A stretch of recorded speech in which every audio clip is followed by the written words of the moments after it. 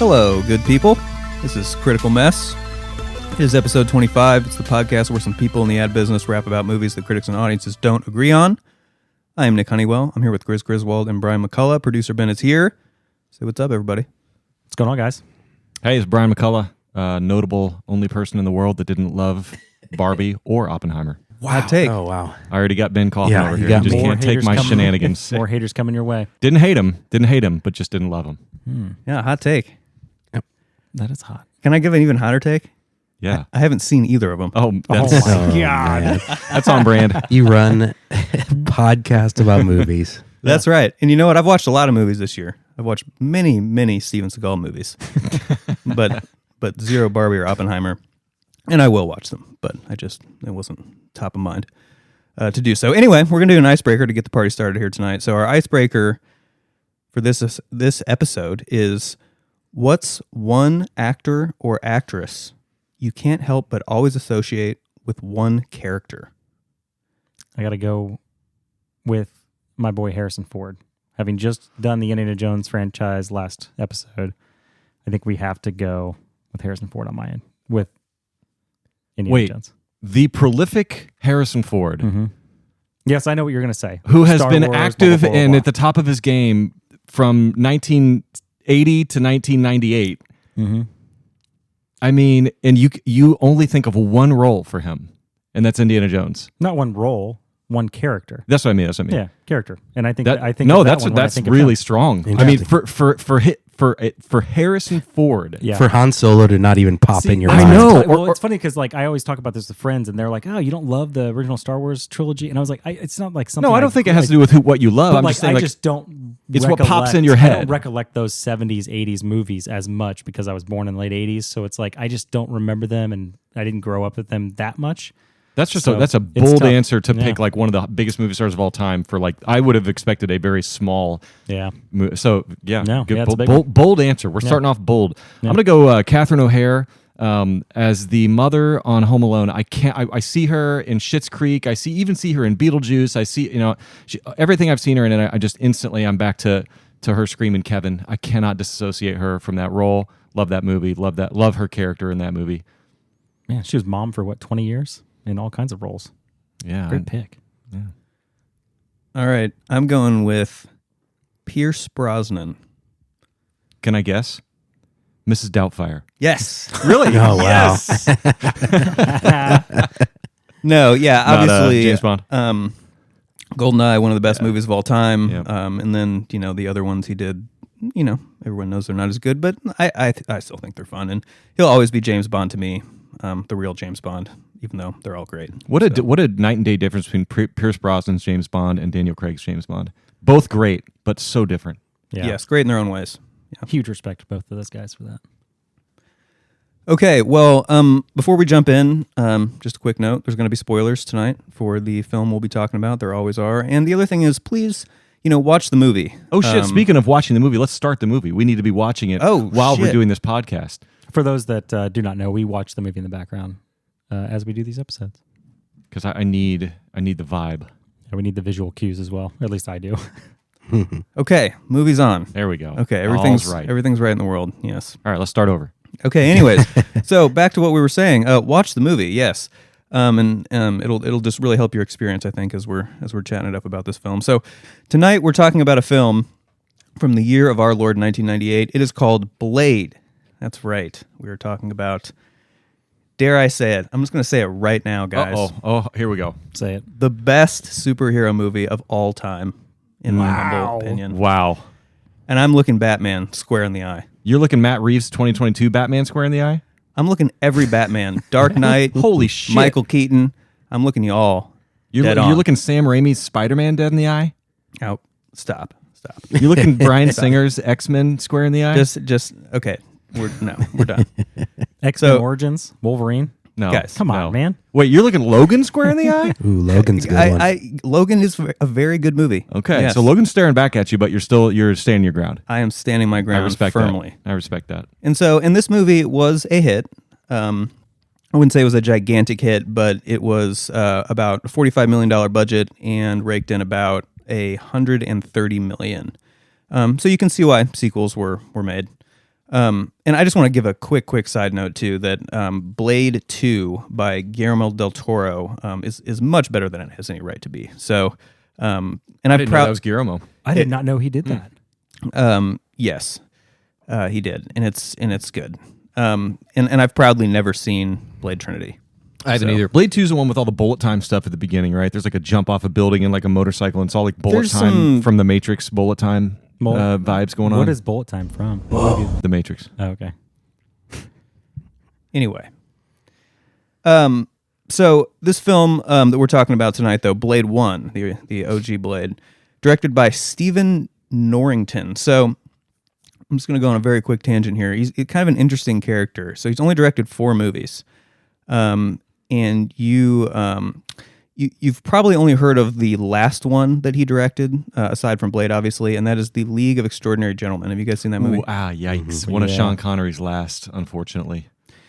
Right. Not a great movie. Well, I believe it was his last. And here's, if this tells you anything. So after that film, Stephen vowed to never direct another film again. Whoa. Because of how difficult it was to work with Sean Connery specifically. Ouch. So wait a minute. You're telling me that the two of those gentlemen ended each other's careers? It was like a duel where they turned around and shot each other. That's what I'm saying. Damn, that's epic. That's what I'm saying. Wow. And he stuck to that, and he hasn't directed anything since. So, although allegedly, see, this is where it still gets interesting. He's allegedly directing a new film, though, using miniatures. And he's doing it in his own home, and he's been working on it since like 2018, and it's going to take him till like 2030 to finish. It's like Richard Linklater Boyhood commitment level right there. So interesting character. So It's like he saw Guillermo del Toro's Pinocchio, and he was like, "I can do this better."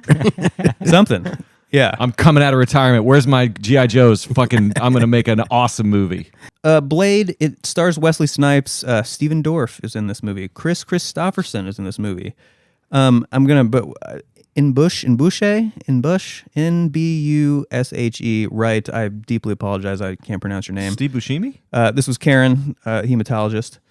Oh.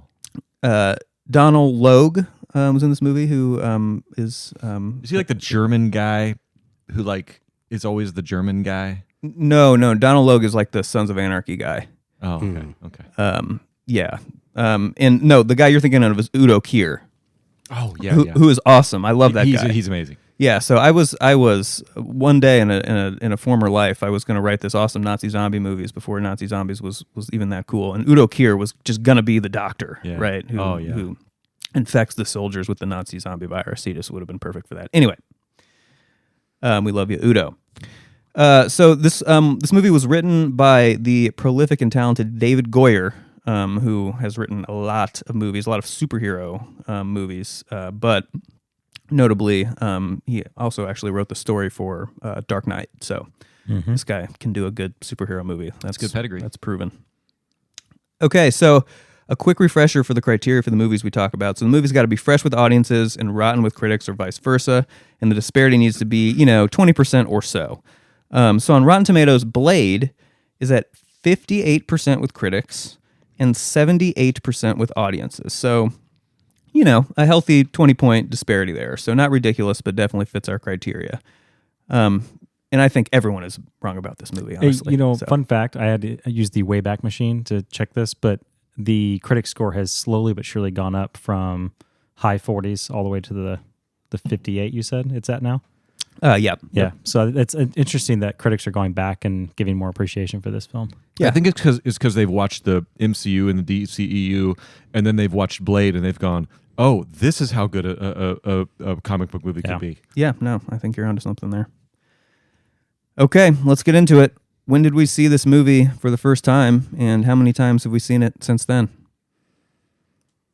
I absolutely probably snuck in to see this at a theater in '98. So I was got to be 13, 14 years old at that point. So 15 maybe. So I just was sneaking into theaters all the time. So it was great to go see this one rated R. Loved it. Just saw it that once, and then I've seen it countless times on network TV or cable TV. So I don't know if I've seen the full rated R until I watched it a couple days ago. Yeah, I mean, I did not see this in the theater. I don't know why. I should have. I was at the perfect age Peak. to.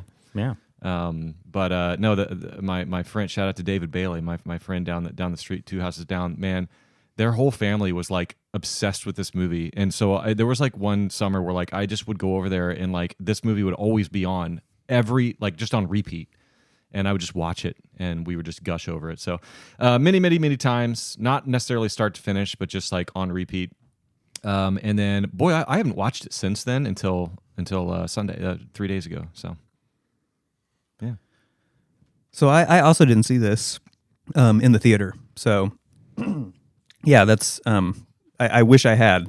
I wish I had seen it in the theater. But the first time I saw this movie, interesting little story here. So I was at a nice young lady who was, I believe, a grade below me in high school. I think this time I would have been, this is 98, so like a junior, I guess I was. So I think, she must have been a sophomore, and she was having a party, and it was Friday night. And it wasn't like a huge party, but it was a fun party. There's probably like, 60, 70 people there. Good high school party, a couple cases of beer, people hanging out, being civil. Anyway, someone popped this movie in just when everyone's just sitting around on the couch, just, packing a bowl or something, and I just sat there and watched it for like the whole thing. And it was awesome. And I I was was the like, first day of the rest of your life. right, exactly. His eyes were Yeah. open. It was amazing. And Nick has watched it every day since Yeah, 1998. every day.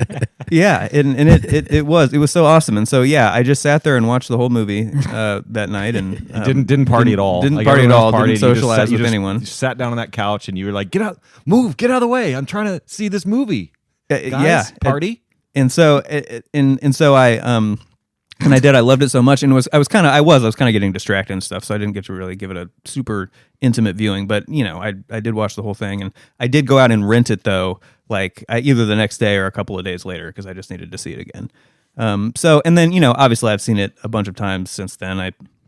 Hard to put a number on it. I've certainly watched the opening scene of this movie dozens and dozens of times. Yeah. Here's what's crazy. Do you ever go back and like play a video game like on the 64, like GoldenEye, like in like modern day, and you're like, I can't see any, like it's the blurriest, most low polygon, and you're like, how did this degrade in quality? And it's like, no, that's how it always was, and we just sort of gotten used to how good things have been. Well, I realized, not having seen this in the theater, I watched it on like a 27-inch tube TV on cable, cut down to a 4:3 aspect ratio 100 times. And then Sunday, I'm realizing I'm watching this on an 88-inch 4K a streaming service. And I'm like, I am seeing so much that I've never known existed in this movie. And I don't know, it's just kind of strange. Like I had only ever seen half the movie up until that point. So I don't know, just a curious insight there. Because, usually you see it in the theater, and that's, a high quality version. So. Yep. Yeah. Thank you for joining me in Brian's Corner. Oh, not yet. We'll be back later. My.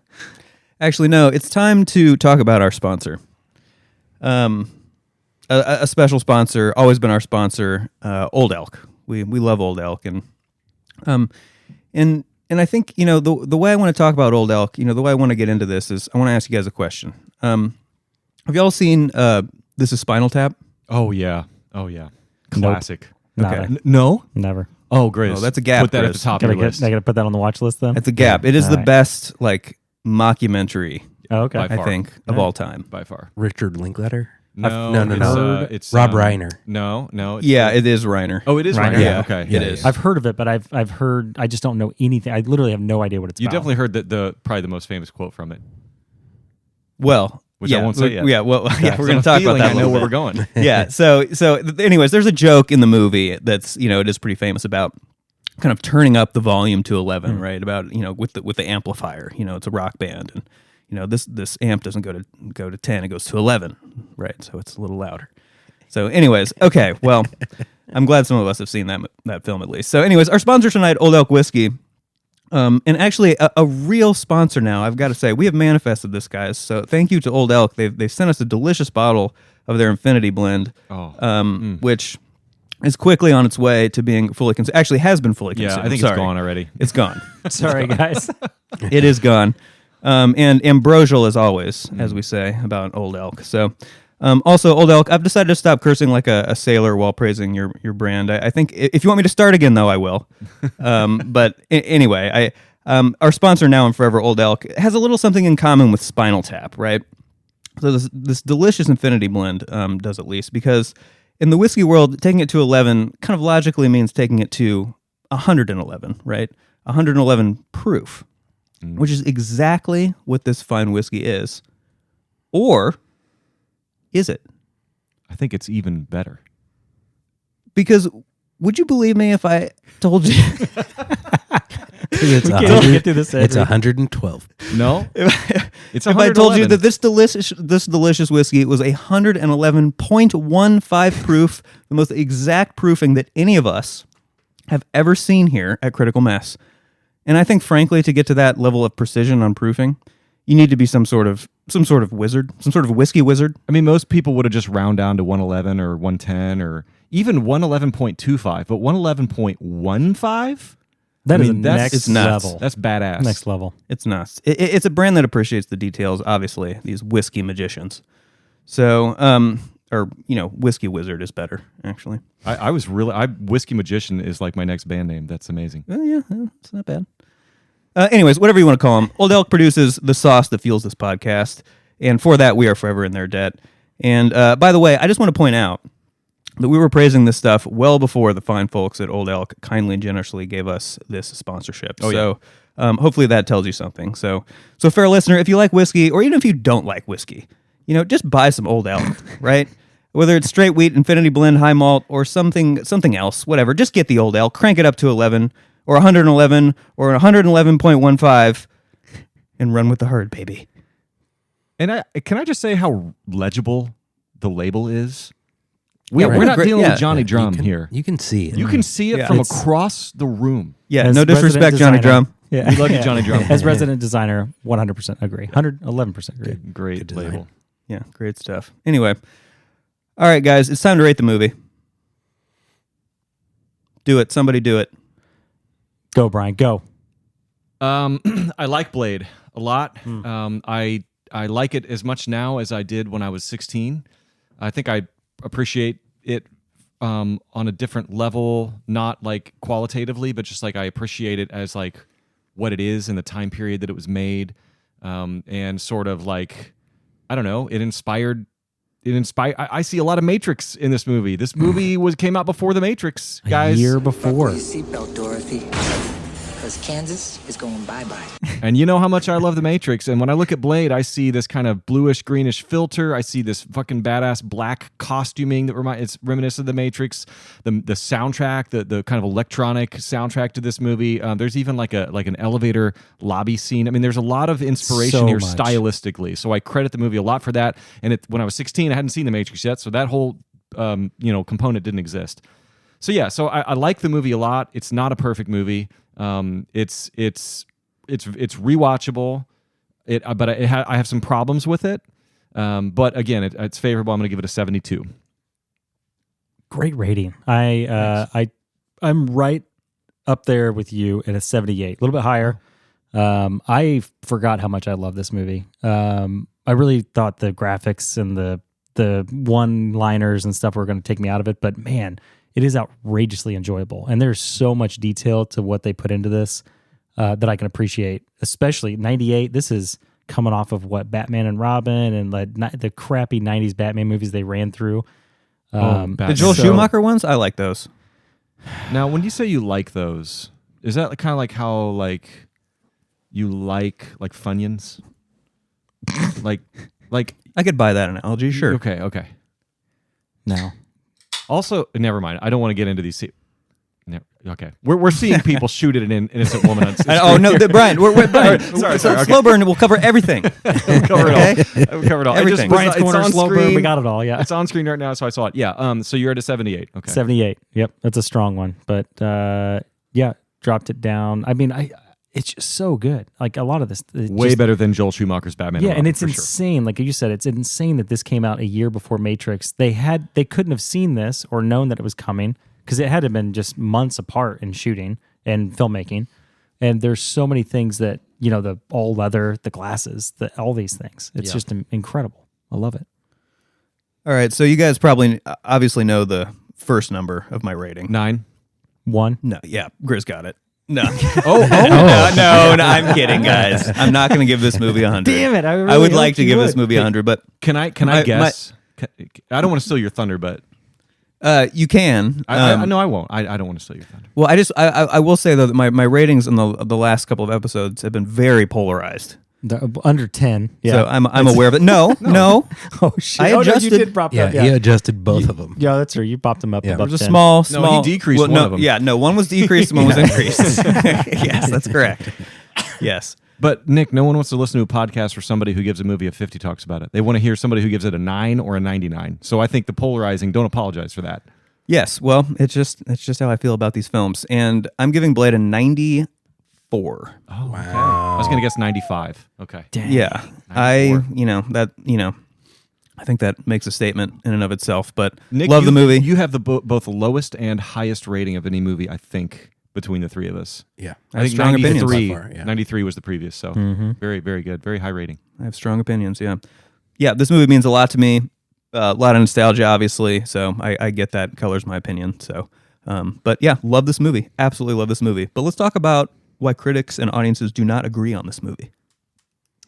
Yeah, I mean, I don't know. Do you guys have any initial thoughts before I kind of read some of these critic reviews? I mean, it's kind of a straightforward movie. I mean, It is odd. Critics were middling on it, and audience was Yeah. favorable on it. Nobody Yeah. was hugely doting on it. And we were discussing this right before the show, but it's weird that the critic scores have actually slowly gone up over the last 10 to 15 years because of Marvel and the existence of the universe and those things, and how a lot of things are pulled from this movie and a lot of references are coming back to this movie to rewatch it.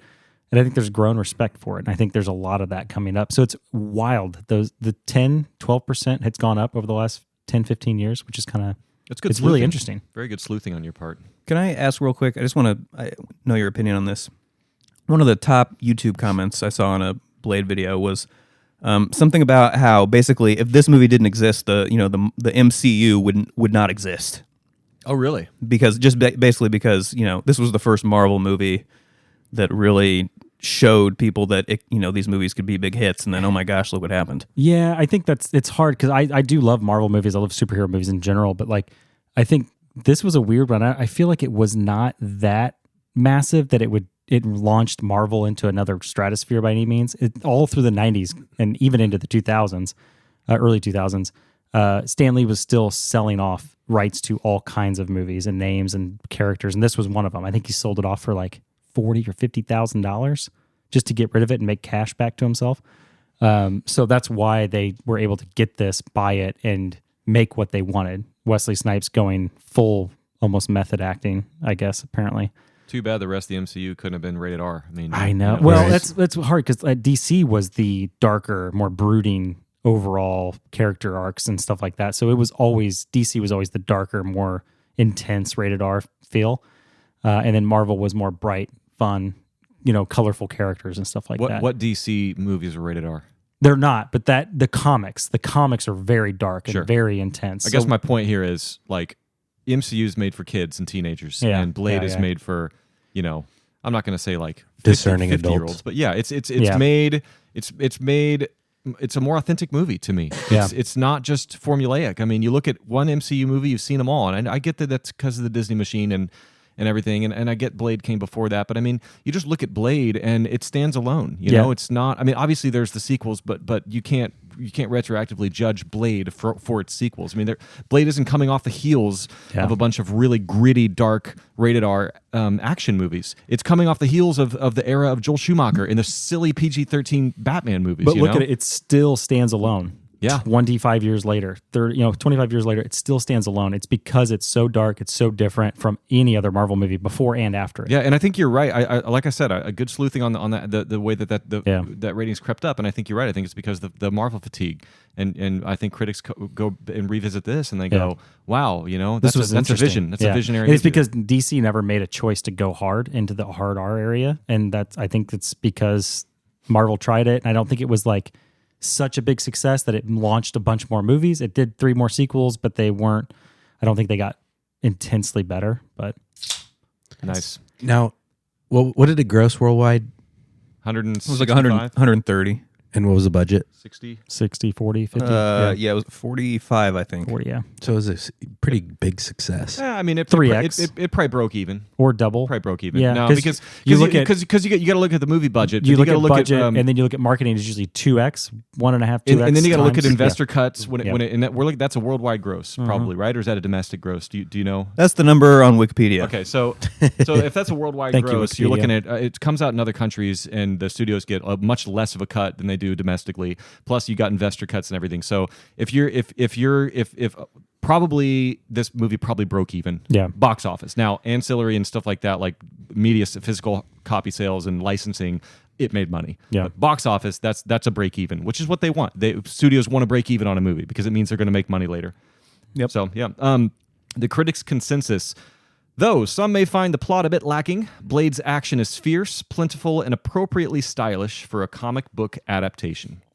Michael Wilmington, Chicago Tribune. Blade is often ridiculous, mostly poorly written, and surprisingly poorly acted, too. Poorly written? Poorly acted? I don't know what fucking movie that guy's watching, but okay. Must be watching Blade Trinity on Blade it. Trinity for sure. Gene Siskel, little man by the name of Gene Siskel. Don't know if you guys heard of him. Chicago Tribune. What is unusual about the film is the way it combines high-tech violence with the more up-close and personal violence of vampires. These characters and the aggressive way they attack each other justify all the film's considerable noise. I really like that observation that you started that review with. That's interesting. I like the high-tech violence. Mm-hmm. That's an interesting phrase, high-tech violence. Mm-hmm. Stephen Ray, Philadelphia Inquirer.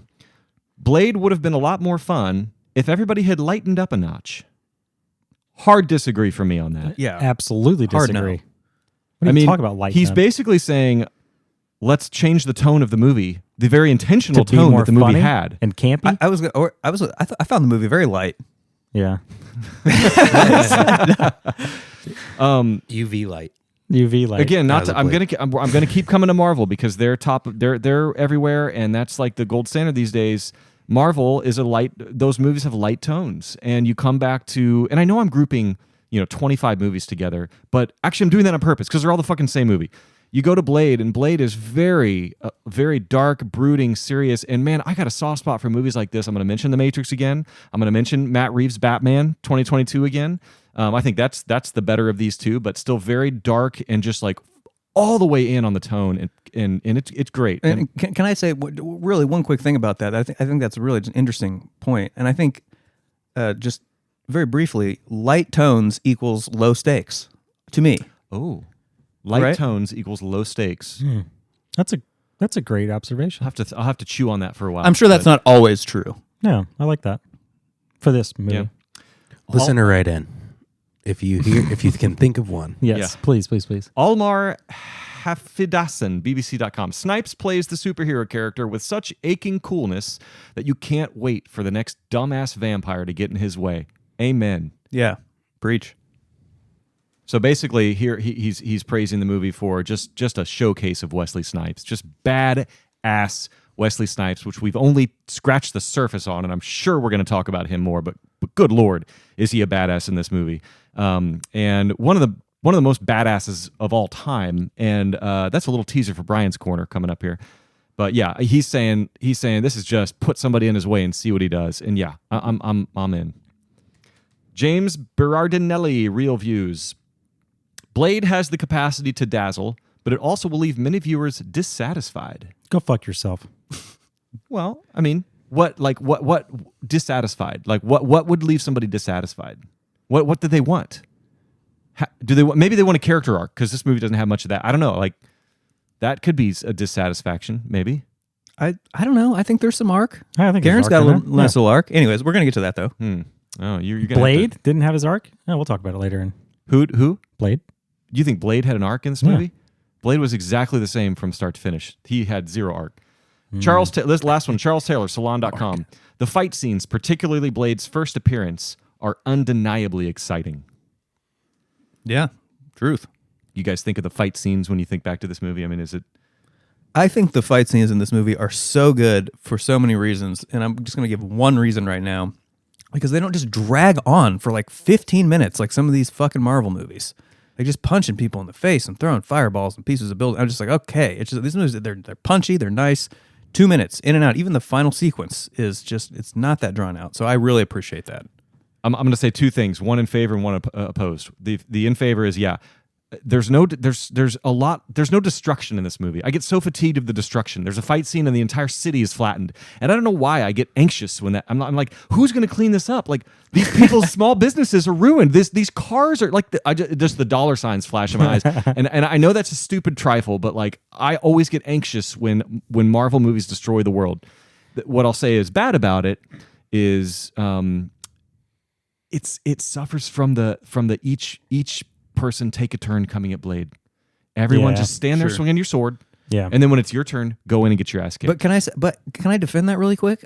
Only if you can defend the lightsaber duel fight on the Last Jedi, because I stand behind that. No. I feel like that's such a great like kind of homage to like old classic kung fu movies. Right? Like that's how the fight sequences in those movies. Like there's old Jackie Chan movies like Drunken Master. And but do you think this movie was trying to be an homage to those movies? Yeah, I do think absolutely. it was trying to pay some respect to that kind. I think it definitely took inspiration from old kind of kung fu. I mean, look how he fights. Knowing how Snipes is personally and how he also was part of the production of this film and how he really wanted to make it what it was, rated R. He wanted to make it martial arts and real hand-to-hand combat. I think they absolutely were taking homage to Japanese film and fighting styles and stuff like that. It's fine to be inspired by that fighting technique, but to have your fighting be completely unrealistic just because you're giving an homage to old movies, hard disagree. That's what this movie was doing. Well, I think disagree. I think it's people. I think it's an entertainment thing. It's not. It's just because to some people that might be a more entertaining way to view a fight sequence, kind of one after the other like that. And I get you don't like that, but I think a lot of people do like that. Look, can I just say real quick? I got to say, raise your hand if you disagree. I have a huge problem with people excusing this movie for that, but then indicting The Last Jedi for the lightsaber scene when Rey and Kylo Ren fight. And because I have heard it's very common for people to disparage that movie highly because of that lightsaber scene. Matter of fact, I think you gentlemen both sat there and said the same thing about that movie. I might be wrong. I might be channeling what other people said to me, but I've heard a lot of indictment to that movie for that. And I would at least hope that those same people would indict Blade for the same reasons. You cannot excuse one and not the other. I know that Nick had issues with that fight scene, but I don't remember. I think I liked that scene. Okay. So I put words in your mouth. I apologize. But I don't. Because it was well choreographed. I think that's the thing that newer movies have is they are very vigilant. And look at John. Look at Wick. Look at Atomic fully Blonde, aware man. of the motion of an entire fight scene. I predict in the next 5 scenes there's going to be an Oscar for stunt work, and it is such a huge industry now. Sort of like visual effects have grown. I think stunts are growing as well, and I think I get that this isn't modern day. This was 25 years ago, but still. I had a little bit of a problem with the fight scenes. They were awesome, and I'm not going to be a stickler. Something that helped with this, for me at least, was a lot of the newer, especially Marvel films, superhero films, they are not fighting another person, another human on the other end. They're fighting a CG-filled something. And though graphics have gotten better, 2009, 10, 11, graphics were beautiful in a lot of movies. Pirates of the Caribbean, and then you go into new Marvel movies. They're fighting a larger than life human or creature or whatever. So it's hard for you to imagine that's a real fight. There's not much risk or stake. So this, I have a lot of respect for how fast paced it was. They kept it at 24 frames. They didn't speed it up or slow it down to go too crazy with the slow mo.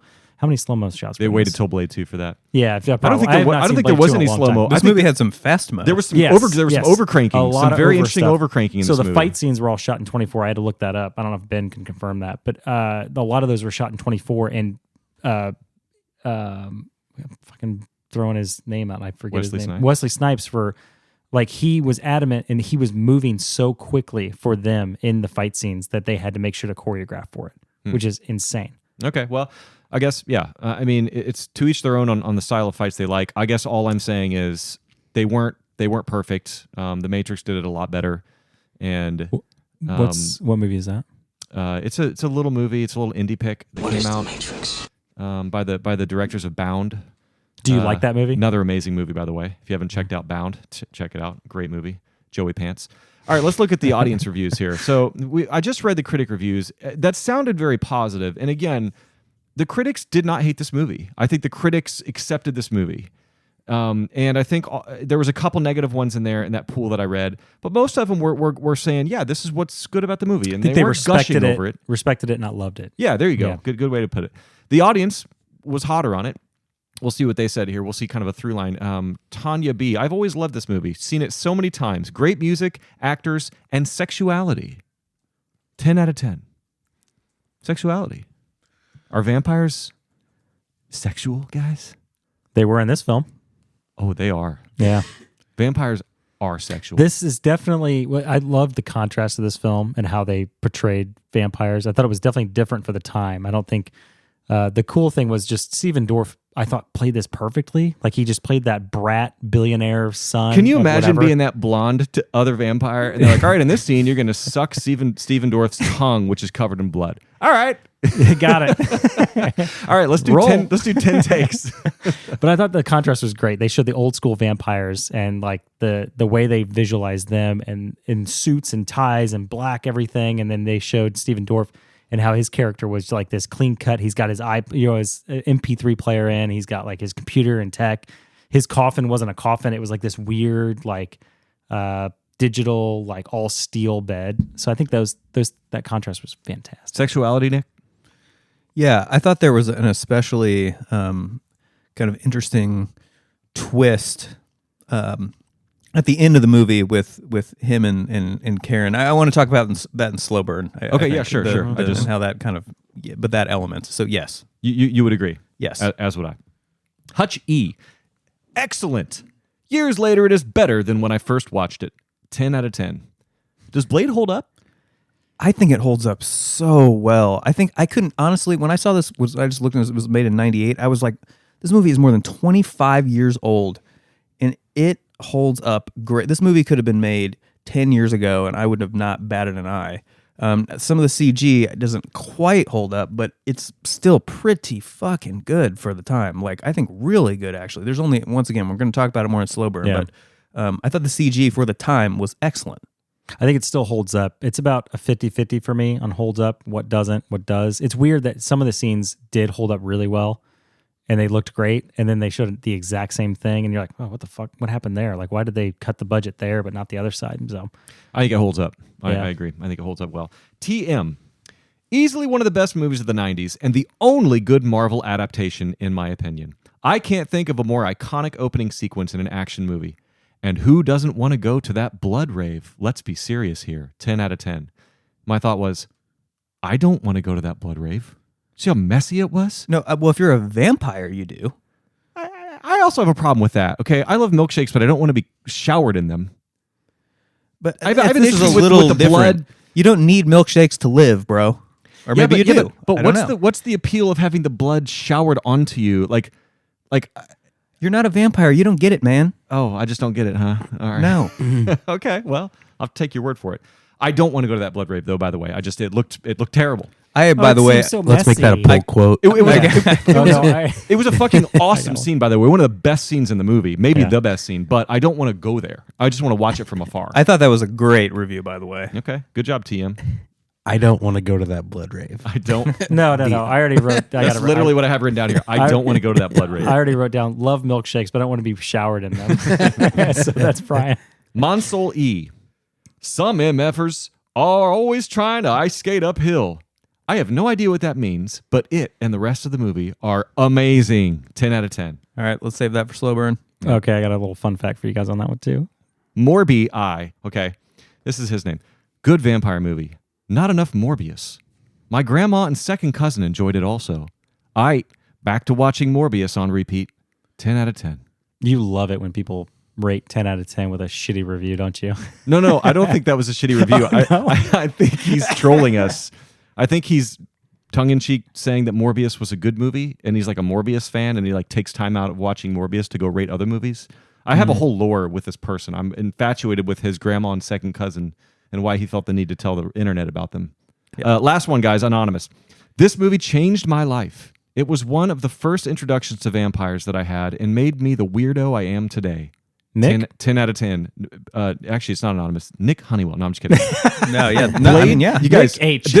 I read this before I heard Nick's pedigree with this movie or history with this movie. my comment on this one was Blade changed this person's life, and I was kind of bemused by that, and I've realized I've met yet another person who Blade has changed their life, and that's Nick Honeywell. So I guess Blade can change lives. It can. Yeah, so there you go, guys. Fans generally seem to be comparing Blade to the rest of the MCU, and Blade is favorable. It's a quite different feel. Fans generally liked how badass Blade was. They loved Blade, like the character Blade. He was just executed well. Great character, great cast, and well acted character as well. So that was kind of I think the audience was a little hotter because they just latched onto Blade and they really identified with him and loved him as a character. So I think that kind of explains the discrepancy a little bit there, the disparity. Themes. Let's talk themes. I'll get us started. I think there's a very clear good versus evil theme, and a theme that of like, the way you have to fight evil is to be sort of relentless and sort of unforgiving. And I think that's kind of interesting. Well said. There's a theme. I didn't get so hot of a good versus evil. I kind of felt like it was just people killing people they didn't like. But but the whole fate of humanity was kind of on the line, right? I don't know. It seemed to be pretty well in check. The vampires stayed in the dark and they stayed in their little cave. Well, did you see the end though? They were about to.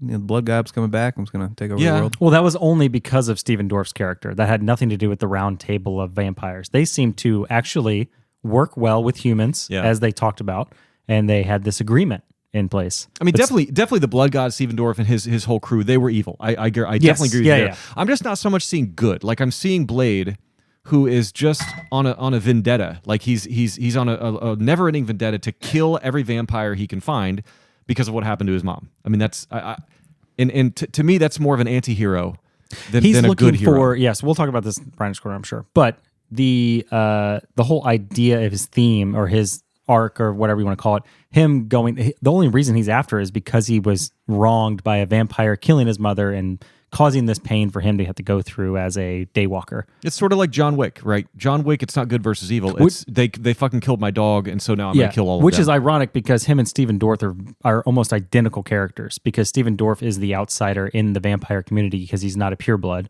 and Blade is also not a pureblood. So they're identical characters, and that's sort of yin-yang kind of. Yeah. They're the exact same side of the coin playing against the whole vampire cult in the background. So I could see how you could argue that Blade is an anti-hero, I guess, but I don't really see it that way, even though I think you could make that argument. He kind of, to me, feels kind of more of he kind of feels like the style of hero of kind of like a Clint Eastwood and like the Man with No Name trilogy kind I'm of. So glad you brought that interesting. up. Yeah, so glad you brought that up. He's not quite as laconic as that character, but similar vibe. Yeah. Similar thing going on.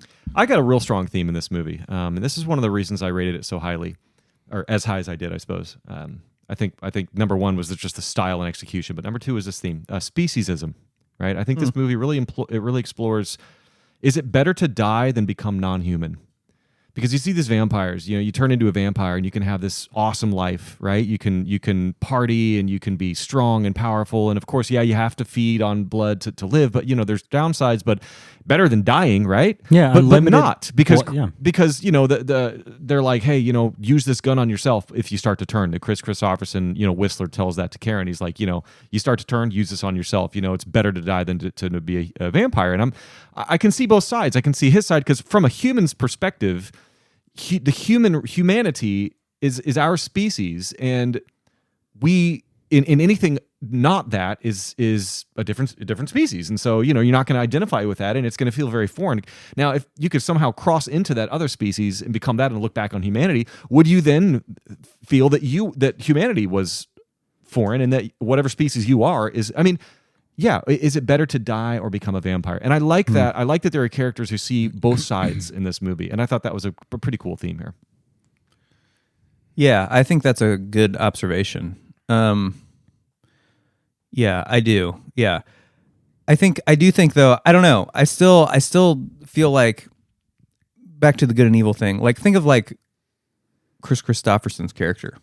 Like he sees like Whistler to him, like think about his point of view. This is obviously a very black and white, good and evil situation with zero blurred lines, right? Yeah. And I guess that's kind of how I see it. But I could see how you could see it the other way. So, anyways, I thought your speciesism point though was well taken, and I think that's actually very interesting. I think both are good. Yeah, they're both interesting present. themes. Okay, Yeah, that's what I got for themes.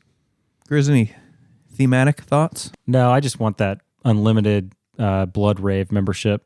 So I'd be all in on that. Hey, Yeah. real quick, we're seeing Steven Dorff with a shirt off here.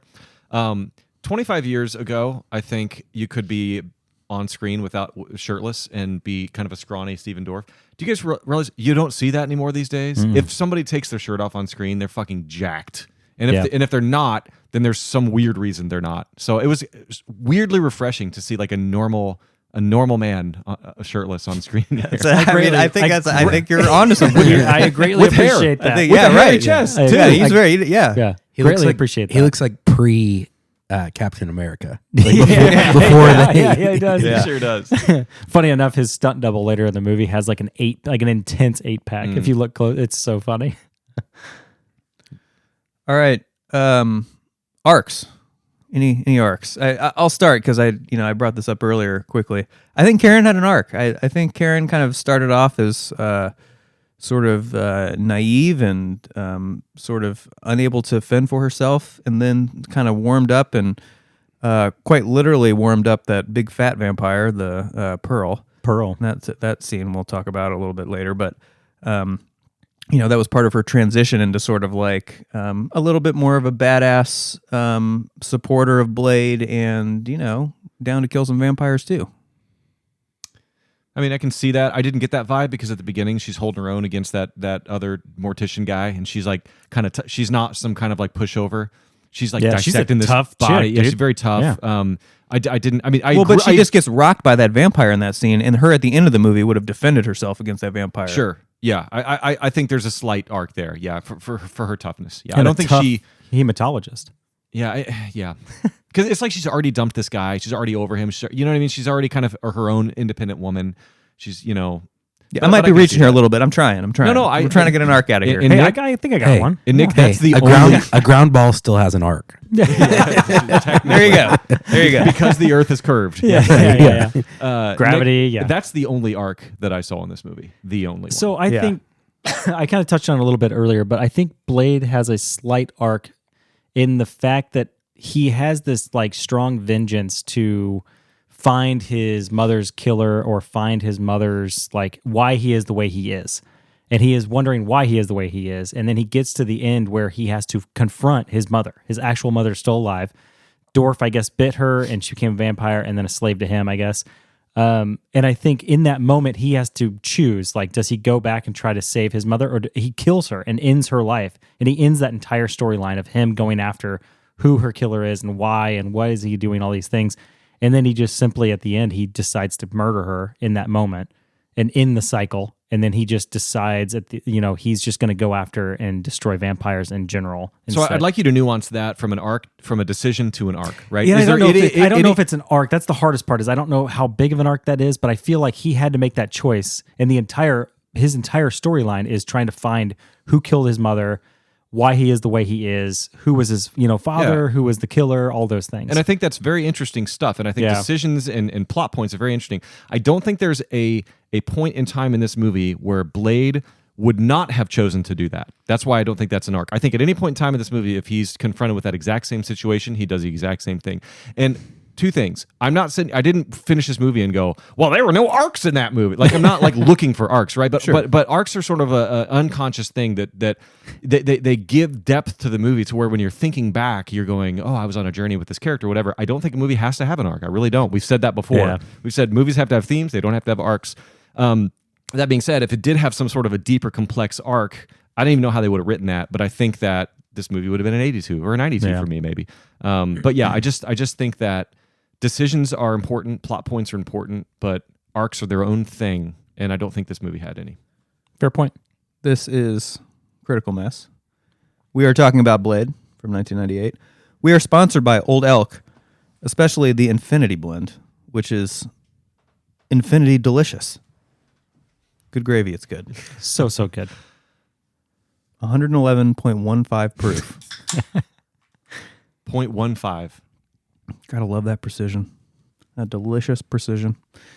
Anyway, Old Elk, we love you. Now. It's time. Where are we going, Nick?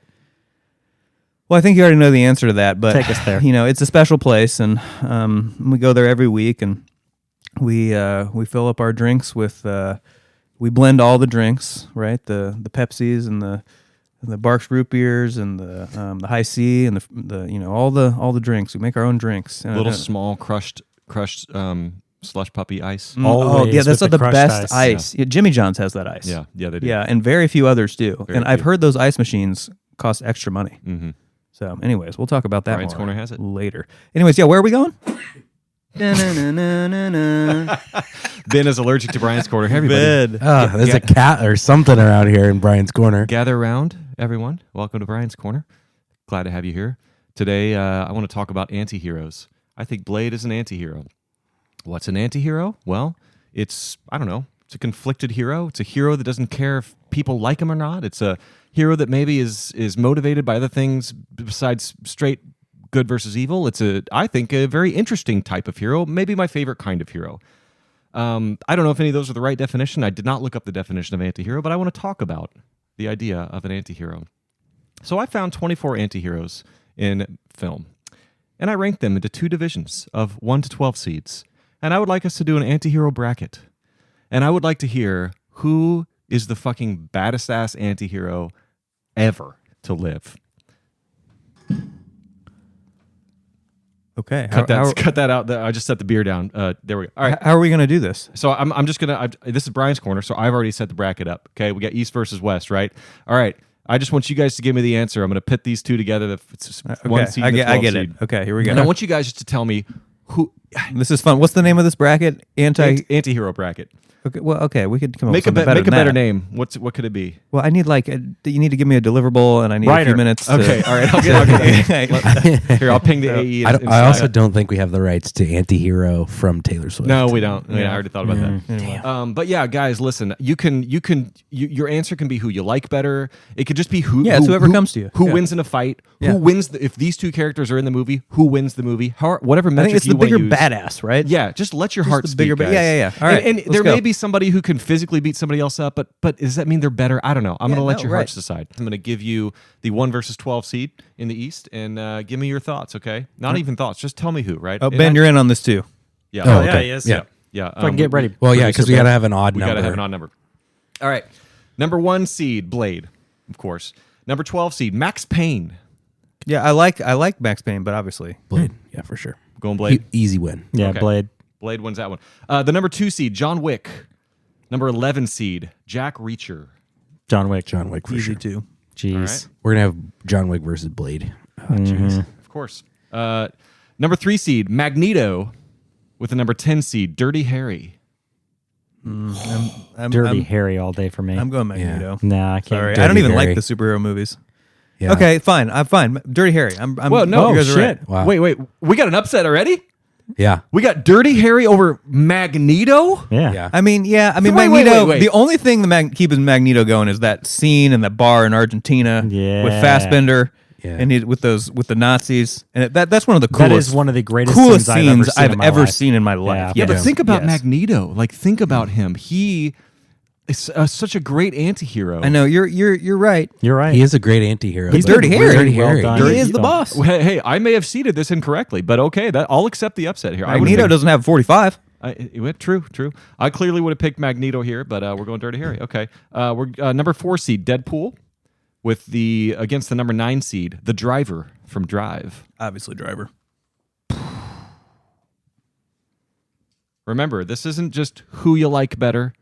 This is who's the better anti-hero. Driver. Deadpool or the Driver from Drive? Driver. Really? Or Drive, sorry. Ben? I don't see Deadpool as an anti-hero. I don't know.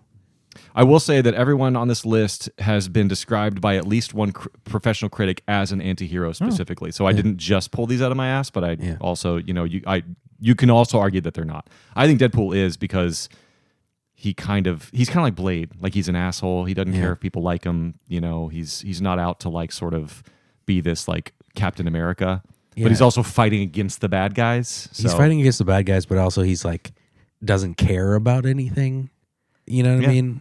I don't know. Well, he's also very that's nice. That's kind of an anti-hero. You know? Deadpool's done. Yeah. All right. Sorry Driver about you. from Drive. Okay, cool. Another upset. Number 5 seed, Snake Plissken. Snake Plissken. Escape from New York. Snake Plissken.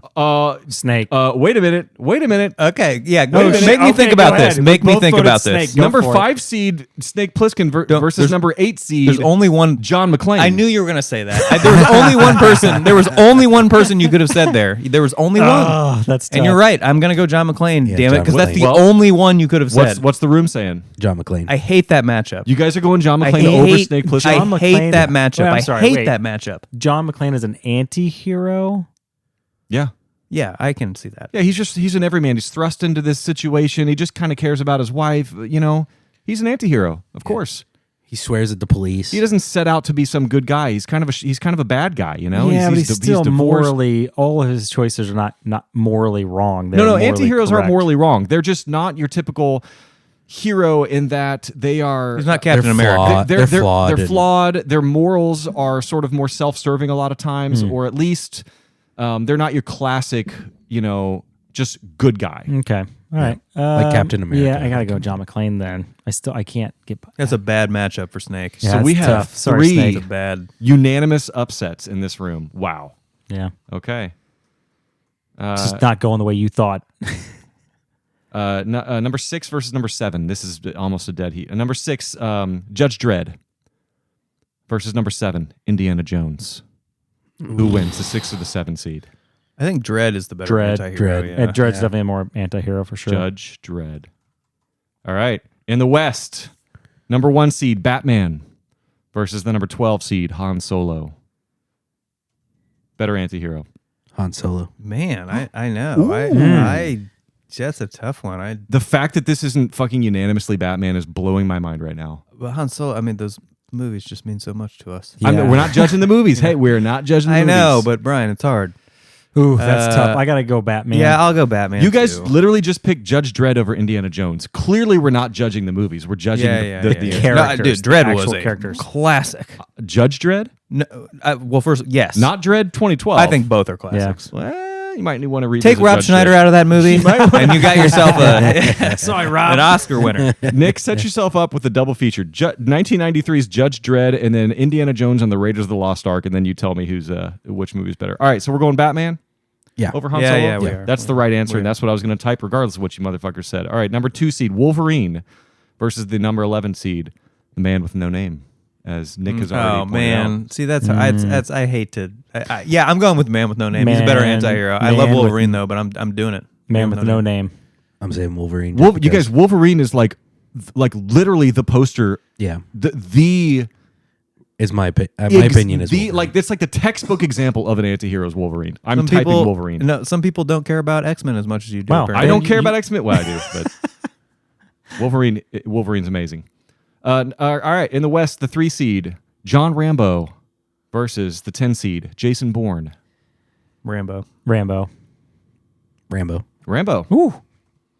That's the right answer, guys. In the West, the number 4 seed, Rorschach from Watchmen Love word. Yeah, that. versus the 9 seed, Jack Bauer, 24. Jack Bauer all day. I'm going I'll Rorschach. go Rorschach. and- Oh, what? Wait, you don't get a vote? Yeah. Yeah, I do. No, you don't. He made started voting about 2 votes ago. All right, okay. so Look, if guys you are want go- us to play the I'm game, going Rorschach, but all right, you guys going Jack Bauer? Okay. Jack Bauer all we day. are. just Yeah. for the record. Yeah. Him taking out that giant hotel room of Russians off screen. Come on. So Season Jack, 1. So Jack Just Bauer. brilliant. So Season Jack 2. Jack Bauer wins against the guy who says, "I'm not stuck in here with you. You're all fucking stuck in here with me." Rorschach. That is a great line. He's a badass. Hey, But what do okay. we think about John- that movie? Jack Bauer. It's fine. What do we think about that film? I love it. Okay. Oh, Don't love a Yeah. lot of Snyder, Yeah. but love that one. Yeah. All right. In the West, number 5, Duke Nukem. Sorry, these aren't all film. Obviously, Max Payne was, well, that was a movie. That's a movie. It's a movie. Duke Nukem versus number 8, Sherlock Holmes. Who wins? How is there not a Duke Nukem movie? That's an oversight. right? But yeah, I'll take Sherlock Holmes. I guess. Sherlock. Sherlock? Yeah. Okay. I respect that. Clearly, you guys have never played Duke Nukem. All right, number 6, The Mandalorian versus number 7, Harley Quinn. I was playing Duke Nukem in like 1993, bro. I know. I realized Yeah, that was playing- when it was a- shareware. That was an asinine statement to make. Sorry. When I had a floppy disk and I had to put it in. Yeah. Mando versus Harley Quinn. Who wins? Mando. Sure. Did you ever watch the show? No. No. All right. Strong. Let's move on to the second round. We've got number 1, Blade versus I didn't actually do this right, so I'll just do top to bottom. Number 1, Blade versus number 6, Judge Dredd. Blade. Blade moves on. We got John Wick versus John McClane. The Battle of the Johns. McClane. That's my favorite movie. Who's the better That's anti-hero? tough. Yes. Still. John McClane versus who? John Wick. John Wick. John Wick. John Wick. John Wick wins. Dirty Harry versus Driver from Drive. Dirty Harry. Dirty Harry. My vote doesn't matter. Well, say your answer because it better be the Driver. You don't from Drive. matter. It is Yes, the driver. and that's yes. my answer too. But I'm going to type Dirty Harry. Do you have a movie poster for Drive? No. No, you But should. I do have the jacket. Oh, that's right. You have the jacket. That's right. You guys know what's Damn. funny? You guys know what's funny for a 12 slot seed? It narrows down to 3 at the end. All right. Whoops. That means there's only going to be 3 rounds. Let's go back to the West. Batman versus the Mandalorian. Batman. Batman. Yep. Batman, antihero. Wolverine versus Sherlock Holmes. Wolverine. Wait, didn't Wolverine lose? Yeah, but he took a veto on all of our All right. votes. Fucking Man with No Name. Yeah. What? That was back when I thought I was Yeah. playing. And then in Man that with No spirit, Name. that's who I'm voting for. Man with No Name versus yeah. Sherlock In Holmes. fact, that's all I'm Man voting with for no now name. until the end. Man with No Name. Is that what does the room say? Man with No Name or Yeah, Man with no name. Yep. all right. Sherlock Holmes. Sorry. And then John Rambo, Jack Bauer. Who wins? Rambo. Rambo. All right, guys. Jack Here we Bauer. go. In the East, I want you to pick one of these 3: Blade, John Wick, or Dirty Harry. Who comes out on top? Blade. Who's the best anti-hero? Think about it. It's important. Very important. I go with my John Wick, Blade, or who? Dirty Harry. Dirty Harry. John Wick, Blade, Dirty Harry. I'm gonna go John Wick. I'm going John Wick too. All right. You know, I realized if you each said one of the 3, my whole thing breaks down. John Wick, ladies and gentlemen. He was the 2 seed, so you guys are agreeing with me here. All right, in the West, we have Batman versus the Man with No Name versus Rambo. Who's the best anti-hero? Remember that last scene in Rambo when he's breaking down and talking to the cop? Very great, complex character. Don't sleep on Rambo. I'm going Man with No Name, and I'm not even trolling either because Good, Bad, and the Ugly is in my top 5 of all Yeah. time. Mhm. So Man with no name. Yeah, I mean, I will Awesome. second that. oh, Yeah. you've seen the Dollars trilogy. Yes, okay. I have. I'm I was- surprised because they were yes. made before 1980. I All know. right. Ben, My what's uncle got me into a handful of movies, and that was one that I loved. Ben, I'm what's your still answer? going Rambo. Okay, Rambo. Yeah. Wow, Batman was not selected. First Blood is so good. Like, Yeah. when was the last time you watched it? 'Cause it is so it is good. super good. couple Yeah, years no, you're ago. right. It is. Yeah. It's amazing. But also Batman's the best anti-hero. All right, we have a championship. Here we go. Drum roll. John Wick versus Man with No Name. Best anti-hero of all time. John Wick or the Man with No Name? Man with no name. It's easy for me. Yeah, there it is. Man with No Name. The 11th seed just fucking won the tournament. Yes. Why did I Love even it. waste my time on this? All right. I love it. Okay, No, there you that's go, fun. ladies and Upset- gentlemen. Yeah, upset- that's everyone fun. loves a good upset. We have determined This is that Cinderella story. Yeah, exactly. Cinderella story, baby. Hey, I'm kind of proud that Critical Mess has agreed that the best anti-hero of all time, and actually I think we're right, is the Man with No Name. Yeah, I'm not mad at that at all. It's not some kind of newfangled Marvel character. It's not some kind of flashy John Wick. It's the fucking Man with No Name. Thanks for joining me on Brian's Corner, everybody. I appreciate you playing my what stupid game, and we'll be here till 11 making suicides for those ladies. Okay. Thanks for that trip to Brian's Corner. Special and fun, as always. And thank you to our tasty sponsor, Old Elk. This is Critical Mess. We're talking about a blade. Guys, it's time. It's time. You guys know what time it is. All the Patreons are just now joining us. Hey, Right welcome, guys. Welcome, now. welcome, true fans. The only reason people listen to this show. And I know, and the thing is, so there are a few names that this segment goes by, and guys, just give me one of them.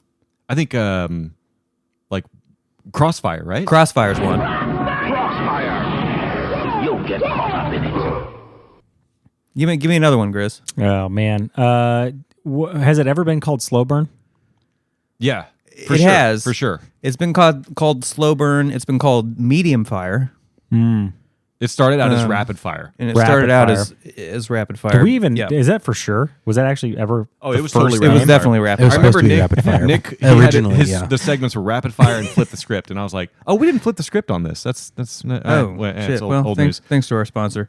Yeah. Anyway. Thanks, old dog. Nick, can I say that people listen to this show despite the rest of the show? Like they listen to this segment even though they have to put up with the rest of the shitty show. I think They still listen to this segment. That's how good it is. Yeah. I'd like to think that. It's so. Anyways, but I think that generally the name these days it is slow burn, Slow burn. and we're gonna burn it. And we'll just integrate our script flipping right into slow burn, right? Because who cares? So Who cares? all right, let's burn it.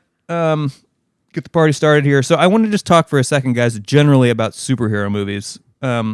We haven't really kind of broadly talked about that yet. So just general feeling on the genre. Do you guys like superhero movies? Are you into the Marvel Cinematic Universe? Tell me your thoughts. I'm just curious. I love superhero movies. I enjoy them. I think they're very fun.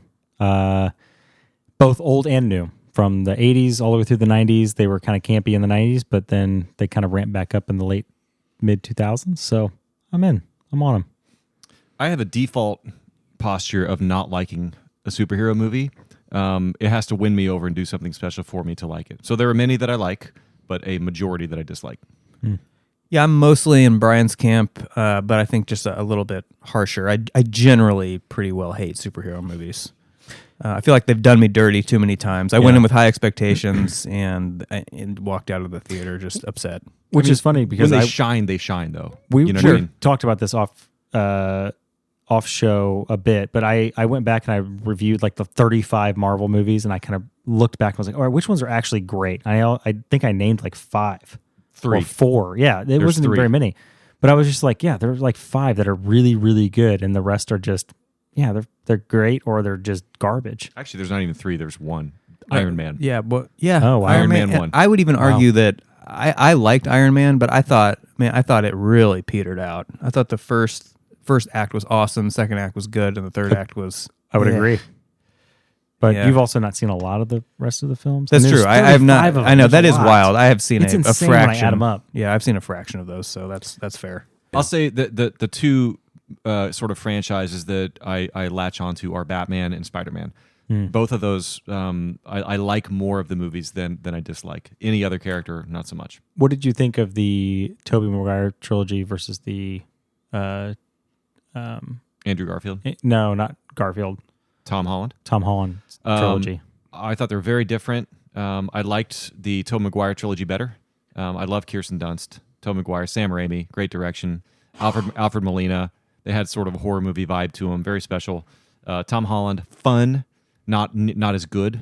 And then the Amazing Spider-Verse, Into the Spider-Verse movies, great. So Brilliant. yeah. Okay, slow burn. Here we go. Super slow. Killing it. First question. Can we slow down a little bit, guys? Yeah, I kinda know this moving is too coming in fast. hot. We're coming in hot. I can't keep up. Okay, so let's just talk opening sequence, guys. We're gonna burn this one real slow. I've got like 35 comments about this. So the opening sequence, and obviously there's kind of a little bit of a preamble, as what I'm not talking about, with the kind of the Blade's mom, comes in and dies and gives birth to him after she'd been bitten by a vampire. I'm not talking about that. But I am talking about the sort of club rave scene that begins first off with Tracy Lords, the sort of well-known porn star, kind of taking this guy to this underground club. And first of all, I just love the vibe of how it starts. It feels... I don't even know what the right adjective is. It just feels right. And I feel like just when they enter the club, like for example, like the bouncer, right? The bouncer is perfect. He looks exactly what a vampire bouncer at the club should look like, right? Yeah. Oh yeah. Set the scene perfectly. Everything about that scene was top notch. And the way they kind of slightly allude to like something's wrong here, right? He kind of sort of sees that rack of bodies, maybe some sort of thing going on. They're at a meat packing plant to begin with. It's Yeah. weird, but it's just I love how it builds. And then he just starts getting ignored in there. yeah, and the He way wants yeah something in yeah there, and yeah. he's like, what? It's really interesting how that progresses. I like how And- he's just like questioning it, and then he goes. The next shiny thing in front of him was he's like, "Oh, look at that!" And Yeah, then he he's just- like, he "Oh, just what the wants to fuck was party. that?" And and he's he like, "Oh, just look at this." I think that guy did a great job. Yeah, by he the way, did. I think He he was was great. I like how he was yeah. wearing the red jacket, and everyone else is wearing black. Did you guys Right, catch that? yeah. No, I didn't see good. that. Yeah. Yeah, Nice. that So was you get a good glimpse eye. of how shiny it is, and then you're like, "Oh man!" But that bodies scene, that the rack of bodies was an alternate storyline they were going to explore, and they cut. Oh, No, really? interesting. How disgusting was that scene to shoot? I mean, water scenes, we talked about this in Deep Blue Sea. Water scenes are really, really expensive and burdensome to shoot. Blood scenes? That's tough. What's the best blood scene? The Shining or Blade? I mean, was there, that? there are some good blood scenes. And the Carrie. rave here, Carrie, yeah. I mean, that scene, there were so many people just getting covered in this blood. It's like, what a mess. I just started thinking about No it from kidding. from a production standpoint. And also, they don't use water and red food dye, so they have to use syrup Yeah. to make it look like dark on camera. Sticky And so it's mess. going to be sticky. Yeah. yeah. The it's gotta be close-ups, bad. all the medium and the close-up shots were all like a syrup. But what was coming out of the sprinklers, the wide shots, like the super wide shots, were all like a watery red. Yeah. So like you could tell that it was like actually water. But I could then just they- imagine something being in the background, and everyone's like half saturated in blood. And they're like, "Wait, we got to reshoot, reset." Did you Like, guys? How do you do notice- that? So when you Yeah. notice, like when they actually get into the fight scenes, none of the bad guys have blood all over them, and you're like, why the fuck did that happen? There's an actual like scene where the bad guys are coming in from outside of where the blood was going. And so, like I was like, why do they all not have blood all over them? Because they were all like they weren't in there. Well, That's speaking why. of someone who doesn't have blood on them, I think you're about to get here, Nick, with the introduction of Blade. So I'm going to let you. I'm assuming you're going to mention that in this scene, right? how fucking good he looks. Just like Yes. when you He first is a see him on snack. screen, right? Like I don't want to. I'm trying not to take your fire there. I don't know. Yeah, I don't know. I mean, yeah, it's. Let's just talk about it. Yeah, let's do it. Blade introduction on screen, one of the best character introductions of all time. Oh, absolutely. He's in It's that a- it's a- top-down harsh lighting. He's jet black, not a drop of blood on him. It's a showstopper. Whew. It is. Yeah. It is an Sexy. absolute showstopper. Iconic. But I think, we are jumping ahead a little bit. Okay. But no, you're absolutely spot on with that. So one thing that is obviously so critically important to this scene and really makes the scene is the music, right? The confusion, the reconstruction mix by Pump Panel, which uses the sample from the New Order track Confusion. Just beyond perfect. That sort of like that acid 303 bass line, with that New Order sample. It's just, you can just listen to that for hours. And that it just feels so right. The music is so good. Yeah, I'm playing it in my head right now. It's just You can't even turn it off. It's beautiful. And I actually, so I was watching a YouTube video that was just kind of the opening sequence, and there was a comment near the top that I'm going to read that I just thought it summed up nicely part of what makes the music so good in this scene. So, the nuanced part that you are all missing about why this scene is so good is that the music being played in the Blade opening is being heard by you and the people in the movie simultaneously and seamlessly. So You have- diegetic. Exactly. So diegetic, right. So you have been fully immersed into the scene with the crowd. You're sharing the same rhythm. It feels like you are in the club, feeling the same beat in real time. You are with them.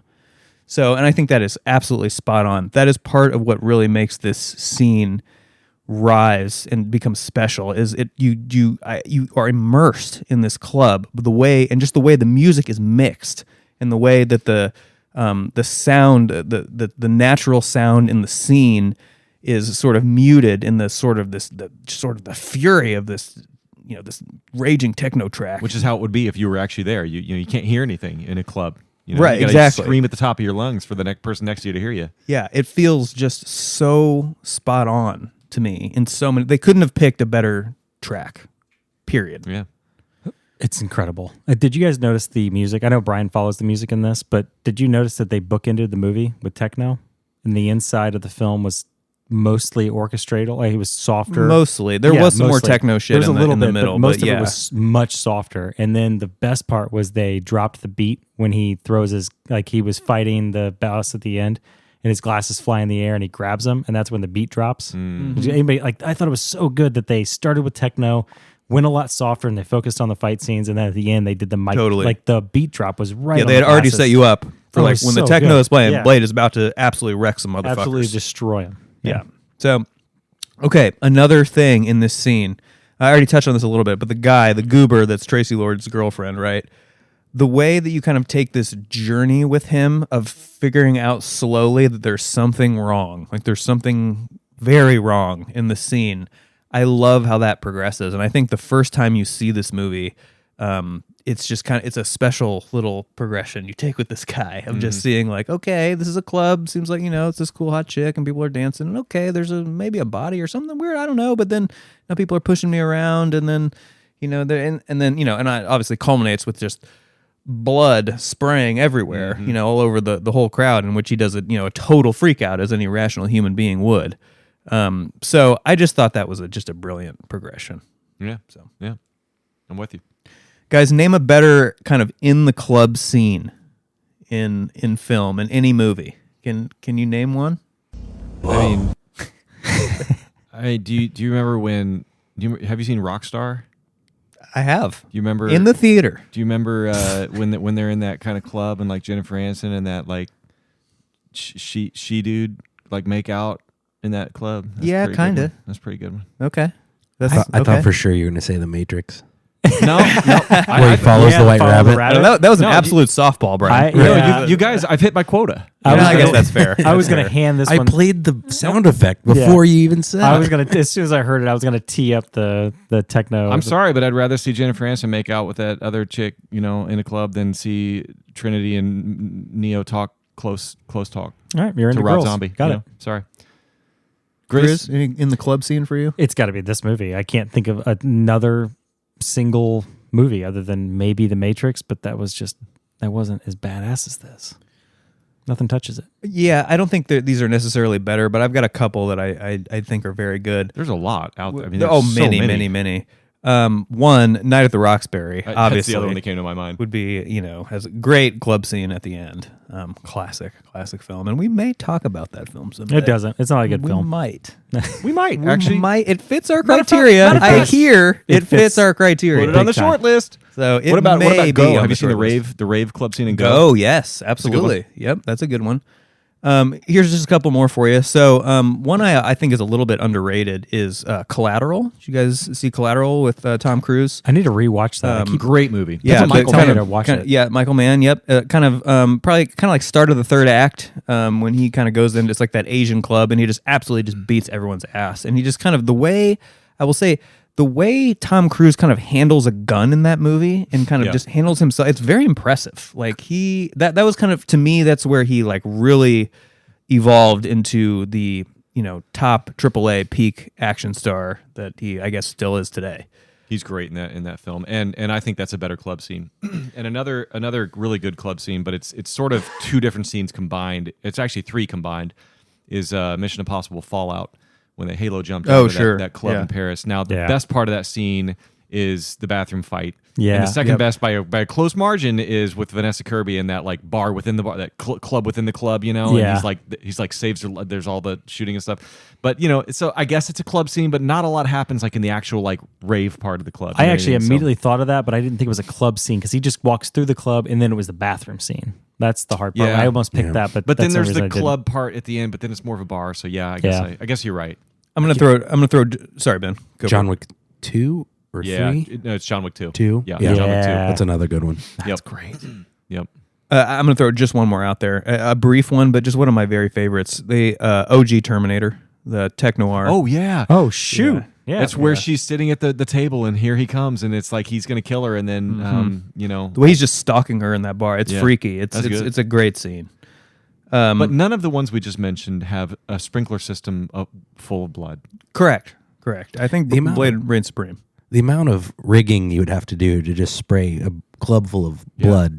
Yeah, and if crazy. you missed the scene or you had to reset that would be a nightmare. It's a nightmare. Well, I'm just thinking from a vampire perspective. All right. Yeah. That's a lot of blood. I mean, It's a lot. If there are any Yeah. vampires out there, real vampires, please send us a comment. Yeah. Let us know how much that actually happens in vampire clubs. So gosh, guys, we're burning it slow here. We're still talking about this opener. I've got a few more things to go. The sound design in this scene is so good. The vampire growls, right? The punches and the kicks. They looked nasty. I in that remember. opening scene. That was burned in my memory. Yeah. 25 years ago. Totally. And the way the music just kind of, you don't even notice it, but it sort of seamlessly just dips in and out, kind of necessary to kind of play with the sound effects. It's, Do you know, it's really great. hot take, the Lord of the Rings prequel where the orcs, where they're at the battle and the orcs are like, you see the orcs for the first time, they're like roaring. Very similar. You watch those two scenes back to back with this. Very similar. I think Peter Jackson was a Blade fan. I can totally see that. Because it seems like his kind of movie. Yeah, look at the only one character, or the two characters that were like growling the most. They had both over and under like bite teeth, like the teeth, like that show that they were this monstrous kind of figure. So good. Yep. And I think just in general, I will say, I think the sound design and the music in this movie was just all around excellent. Even from the very opening, kind of the thunderstorm and the swelling strings. And you kind of get to this really intense moment with this, pregnant woman that's like in pain, and it's very intense. And it's like I don't know, the whole throughout the film, I think the sound design is excellent. Outside of the, Oh no, Grizz, you said you couldn't hear it. Yeah, the dialogue. I had a hard time. The action scenes were loud, but the dialogues were quiet when I watched this on a couple different TVs. So it's tough. But I got to say, on the sound, like the soundtrack, or what did you just say? That's more of a sound mixing thing. The sound mixing thing. Yeah, He's talking about sound design. Yeah, I think that's right. Okay, here's just another observation that I just want to say about this scene. So Blade's rep in the vampire community, guys, it's serious. I mean, this guy just walks into a room and the DJ just cuts the music off, and everyone just turns around and looks at this guy, and they're all whispering it's Blade, and they're all just whispering. Yeah. I mean, this first scene establishes the vampire community's stance on Blade. Yes, quite prominently. Quickly. This first scene does a lot. Now, if Batman ran into a room full of like a bunch of like bad guys, do you think they would react the same way? Yeah, remember the Batman 2022 Matt Reeves? Remember the whole entire beginning of that movie? There's like voiceover narration. That one came out 2 years ago. Yeah, and they're like. They think I am the Shadow, Yeah. and I it's feel like like you finally see him Yes. walk out, and they're like, "Oh shit, Vengeance." That is it. That is a Blade scene. That was 100% a Blade scene. Yeah. But before that, like, can you imagine, like, before that scene that Batman would have the same gravitas that Blade does when he walks into that room? That's tough. I think so. I think Batman and Blade are very similar. That's why they Yeah. were both my number one seeds for antihero. Yeah. Okay, so I've only got just one more slow burn observation here about this brilliant opening sequence that I've seen dozens and dozens of times, which I will say is weirdly not. You got to kind of watch it in two pieces on YouTube, which is really annoying. You got to watch like the setup, and then maybe there's some lesser viewed video that's better. But anyway, that was annoying me when I was preparing for this. But anyway, I kind of already mentioned how the action in this movie is pretty short and sweet. In this scene, really, the action doesn't drag on for very long. I mean, it's only a couple of minutes that he's actually fighting people. But I want to say, two quick things about that action, and that's that. First of all, the way the vampires kind of disintegrate when they're killed looks really cool. And even at more than 25 years ago, the CG on that, and it still looks pretty good and it's fun. And very specifically, the most satisfying kill in the entire scene. Do you guys have thoughts on that? Is there one kill in that scene that sticks out to you all as the most satisfying or best? Just the opening scene. Just the opening scene. I can't narrow. I have not obsessed over that scene. I guess like you have. I don't know it beat for beat. I don't remember all the kills. They were all satisfying to me, but which one for you? Well, for me, the way he kind of spins around and like nails this guy to the ceiling with a spike. Oh, that was good. I was about Every to say time the exact same and one. And you know what's hilarious? It makes zero sense because like how high the ceiling is. Like he would never, unless he like jumped up as he was doing it, which he does not. And pauses like Mario as he... Yeah, it'd have to be like a Mario move. That's a really satisfying one, and I'll tell you what it reminds me of. It reminds me of Braveheart when he first goes to attack that first village for with the guy who kills his wife, and he like hits that dude over the head with the mace, and then he like falls off his horse and he turns around and he has this antler in his hand, and he like uppercuts the dude with the antler and kills him, and it was a very similar like move, and there's something about the uppercut. It's like the uppercut's very kill. satisfying. Absolutely. It's because we all grew up with Mortal Kombat. Yeah, Mortal Kombat. Yeah. Killer Well, Instinct. and Street Fighter. Yeah. And Street Fighter 2. Yeah, Dragon Punch, right? Right. Yeah. But Nick was offended that you selected Mortal Kombat. I was a little bit, Ben. Sorry. I was a little bit. Yeah. I just played anyways. arcades. I didn't. Right? Have, Oh, you can. yeah. Right? Yeah. Anyway. Okay, guys, have anything else to say about that opening scene? Except the rose was fucking awesome.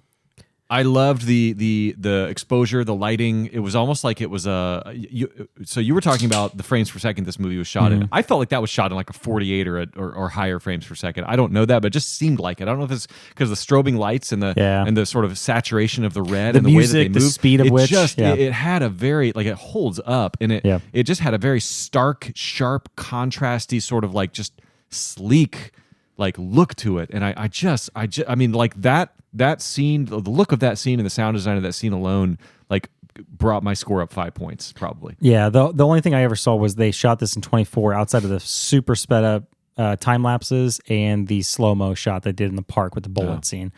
And then they multiple accounts were talking about how he fought in that speed for real. Like he was throwing those punches quickly, and they were like, the people filming were like, "What the fuck? This guy is." Yeah, it must have been all production design that fooled me because I would have thought it was shot at a higher frame rate. It looked great. And I have to right after that blood scene. Do you guys remember this? And I think it kind of plays through the whole film as like a theme, or like a little visual theme. But I followed the comics. I had these comics, and I had a lot of them because Blade combo fought a lot of different heroes over the years in the comics before this movie came out. And then typically after the movie comes out, the comics become what the movie was. So they take what the movie is and then ride with it. So before this, or right after this scene, did you guys catch him hop out of the little tiny window? Full body, he hops out of the window. And I thought it was the funniest thing in the world, but it was followed with the most iconic looking comic book. Like my favorite thing is when they do cut scenes or quick little scenes where they look like they are straight out of the full spread in the middle of the comic book. And it was just him walking down the alleyway. You got like a Oldsmobile Cutlass to the right. You have trash cans to the left, and you have like blowing trash. And it's all lit by one moonlight. And it's all like this black and blue scene. And he's just walking down the middle, perfectly silhouetted. And you see his cape kind of flowing. And like the trash is moving. It was like the most beautiful scene. It's like the director gave like that comic book strip cell to the DP. Yes. And they said, I want this on film. And they did this at least 3 or 4 times in this movie where they did a quick little scene like that. And they were just like perfect art house. And it felt like Snyder does that same thing, but a lot more. Like almost all his movies are It's just the only cut thing scenes. Snyder does. They're all just classic, just huge scenes. But All right.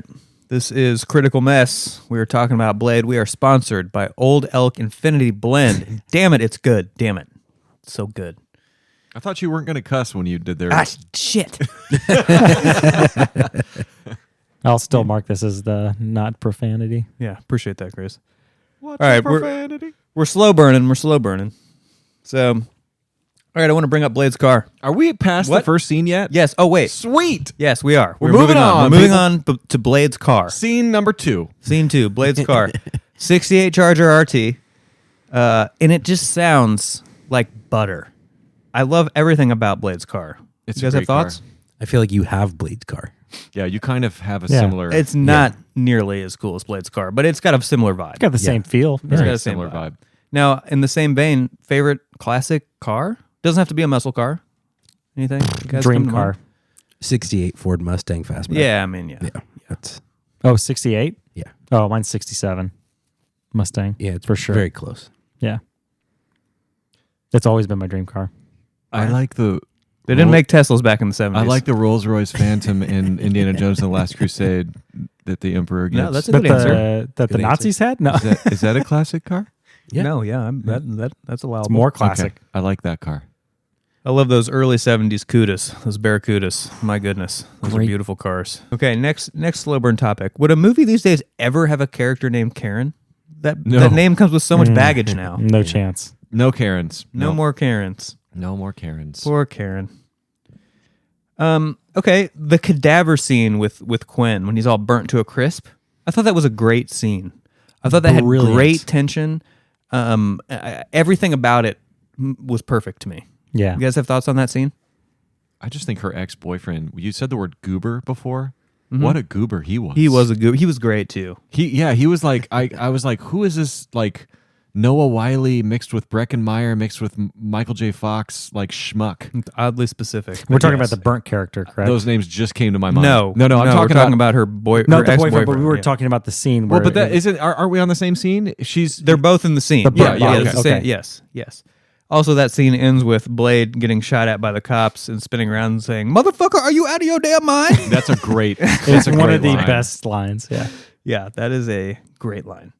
And Brian, you brought this up earlier, and I said I promised we would get to it in slow burn. Oh man, I love how the police are just blasting at Blade while he's holding what appears to be a hostage. these trigger happy cops. And especially the guy with the backwards hat and the assault rifle. Every 90s film with police gunfights needs the man with the assault rifle and the backwards You hat. know what the only thing he didn't have was a toothpick, like Palermo. Oh, on right, he needed the Negotiator. toothpick. We've brought Yes. this up before. He needed Right. a toothpick. Right. Yeah, Or those cigarette. cops just opened up fire on this mystery person who was carrying an innocent hostage. They're all just trying to kill them all. And Kill they were everybody. just blasting. just oh yeah. They were just You even had blasting. the guy with like the sight, and he's like just like zoomed. He's opping this. The these 90s were a fools. different time, guys. What if they were familiars? Ooh. Because later in the film, the familiar is a cop. Hot take. Yeah, that's a hot take. There you go. I don't know. But They all were- of them, that's they, the- they do there say are quite a several few of times they have the police. They but were you also gotta behaving. figure- They were Yeah. behaving like Yeah. familiars, and Yeah. you're Yeah. right. They own the police. Ben, Yeah, you that's cracked a the case. great point, Ben. Maybe. I like that. We retract our slow burn, our previous. But you got to slow figure. burn. But all of them are familiars. I don't know. I like it Yeah. though. I like it though. It's I still like a good it. point. Maybe. That's still a I good buy point. that. Yeah. 73. Yeah. Stop. All right. Okay. Slow burning. Kris Kristofferson as Whistler. A plus. Oh, yeah. Perfect side character. Heavy smoking, heavy drinking, cancer addled, unkillable weapons genius. 100%. That is what I want in my side character. It's everything I want. He in was my side made to character. play this character. Did you He guys was. catch little fun fact there as well as when he gets hit by the train or disappears at the train scene, and then he just doesn't come back until later, right? Yeah. Blade's like, yeah, Whistler can take care So of himself. that was supposed to be his death scene, and then they rewrote him back to come into that mid shooting. Whistler don't die, bro. Well, I guess not. Can't kill Whistler's Whistler. true death scene was way more awesome. Does he come than back just in the getting second hit one, by a right? train. I have not seen the second one. No, in he dies. years. He dies in this one, but it's way more awesome. He doesn't- fucking oh, he's pulls not in the that second. shotgun off of that fluorescent Yeah. light, and it like just That was just amazing. Whistler's last stand. Oh man! And then he has the dignity to take his own life. I could have swore he was in the second film. He's not? Stop fucking talking about the second film. Am I- Whistler dies in this film, Okay. All right. doesn't he? Am I wrong? I have no idea. You hear him shoot himself as Blade walks away. You don't see it though. You don't see it, though. So maybe I'm It says he's Wrong. in the movie, in maybe Blade I'm 2. wrong. It says he's in Blade 2. Yeah, I think he is in Blade 2. Maybe he doesn't kill himself. It's been a while since I've seen it. Did they bring him back? Guys, it's been Let's a long just talk. time Let's since talk I've about seen Blade. Let's just talk about Blade. Let's talk about Blade 2. it. No, yeah, he is. He Okay. is. We only talk about other movies when I want to talk about other movies. yeah. My bad. I'm so sorry. I'm so sorry. Oh I'm yeah, so no, sorry. actually, Whistler's in a Blade 2 a lot now that I'm thinking about it. Yeah, he's all over the place. Yeah, he's definitely in Blade 2. All right, Yeah, let's you go can't back- kill him. Yeah, You let's can't go kill back- him. Shit, Let's go back Brian. 30 seconds and live in that time. Yeah. Anyway. Yeah. Okay. So what are we talking about now? So we're slow burning. Critical Mess, slow burning. The Vampire Business Council, guys. It's just so boss. That I love room. everything about it. That room is amazing. I need a whole film The about VBC? it. Yes, I want a whole film about the Vampire I Business agree. Council. Udo Kier is the best vampire. I mean, he's amazing. Yes. And yeah, I love that scene. Yeah. Everything about it. Did you guys catch the little set design of the chairs? No. So Tell in us. the back of the chairs, it's because they're old school vampires, and Dorf is not. He's new school. So the old school vampires, the chairs are the black. They're outward angled and then they're curved backwards, so they all look like they're wearing the old school cuffs from the capes of old vampires. Oh, that's cool. Interesting. Yeah, I Oh, thought that that's was fun. great What a set nice design. touch. What Yeah. a nice See, touch. this is why we need a Grizz's Corner, because Yeah. we're there now. I'm throwing it in there every so often. I like you know. Mm-hmm. I love how when he wipes the blood, he feels for some reason Euphoria. It's like I'm a sassy bitch. Yeah, That's what I think. when he Totally. wipes- So we're talking about the scene at the end where the big dropule of blood lands on Stephen Dorff's forehead, and he like wipes it down, and he's like, Oh, No, he doesn't wipe it down. He wipes it up into his hair and slicks he it does. back. Oh, so good. Anyway, that's the context. Well, speaking of Mr. Dorff, rate his performance in this 10 film. out of 10. Wow. I go 8 out of 10. He It's is strong. who I remember. He's better than Whistler. He's Yeah. better than Blade. He's better than anyone else in this movie. This is who he was born to play, if nothing else. Stephen mean, Dorff was born to Is play he this in movie. any I- other movies? I wouldn't know. Honestly, I wouldn't know. He is in plenty of movies. He was in the blue cigarettes. Bro, are you commercials. telling me you haven't seen Deuces Wild? Nope. You haven't seen Deuces Wild? Nada. Okay. Okay. Tell This me is you haven't the only seen movie- you haven't told me you haven't seen Fear.com, bro? Nada. Nope. Okay. All right. Like I said, I think this is his Anyway, only he's been film. in some movies, bro. He's only been in one. It was this one, 8 out of 10. Who Maybe else? 9 out of 10. Who else do you even cast? Like He played that's- it that's- perfect. That's such a smug, and the way he says "fucking," he's never said a G at the end of the word "fucking." It's just "fucking." Like Yeah. he's a great cursor. He was born for this role. He was born for the role. I agree. He absolutely killed it. I mean, I guess I'm gonna give him a 9. I mean, I should give him a 10. I guess He's what I remember from the movie. Yeah, he's really 25 good. years on, he's what I remember. And he's very nuanced. Yeah. He's an interesting, and we're gonna talk about that a little bit more. But, okay. One other Whistler thing I wanted to touch on. The way when he's filling up the car, when he's filling up Blade's badass Charger, and he just dumps gas all over the car while he's filling it up, and then just lights up a dart, like right away, he's just spilling gas everywhere. whoa. Like I never noticed that until this last. I viewing. didn't notice it. I didn't even never see noticed- it. He just, he's dumping gas all over the car All and over just it, yeah. literally lights a cigarette. Yeah. And He's just got a death wish. immediately. I love it. It's just so cool. I'm dying of cancer. I don't care. He doesn't give a fuck. Okay. So we were talking about the cops a little bit. How about this scene where Blade is just smacking around that feckless cop in Karen's apartment? Yeah, dude. That was I his bitch. love that scene. You guys, I I love had it. a note. The familiar? Has anyone ever gotten beat up more in a single movie than that guy? Oh, that poor bastard. Yeah. Has anyone ever gotten punched in the face more times in one movie than The that best guy? part is Blade is just throwing him around this apartment, Yeah. and the girl at one point is just like, "That's my table. That's my wall." That's Oh, my-" I had another point. yeah. Blade's just completely destroying Karen's apartment Yeah. right in front of her, just Yeah. destroying it. Yeah. Anyway, doesn't care. I challenge you to show me somebody else who just it's not even a two-sided fight, just The somebody that disregard just for human gets life. their ass bullied, start to finish. And in he's the film. bullied. I think that's a good way to put it. Makeup is always putting cuts on him because he's literally been bullied in whatever scene he's in all the time.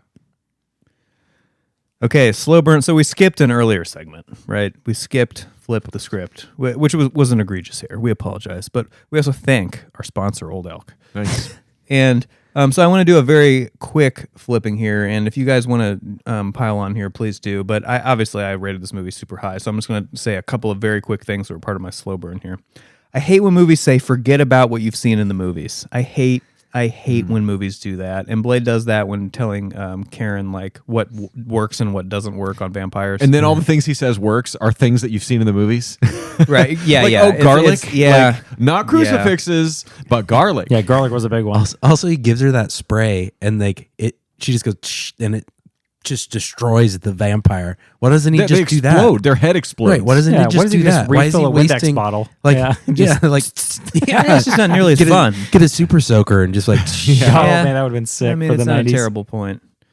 Okay. And the other thing that I thought was, I did think the end was a little bit maybe too tidy. Now I'm not talking about kind of the epilogue in Russia. That part was awesome. Oh, yeah, Great. I love was that. really nice. Absolutely loved that. I loved that they put that at the end of the movie. But kind of the end when they're standing on top of the building, and Grizz, you alluded to this earlier, and I said we were going to get to this in slow burn, but there was an alternate ending shot for this movie. Yep. Where they get to the top, to the roof there, and they still kind of have their same, Karen and Blade have their back and forth, but then he kind of looks across the way, and Morbius is standing on top of another building across the way, kind of giving a menacing look to Blade.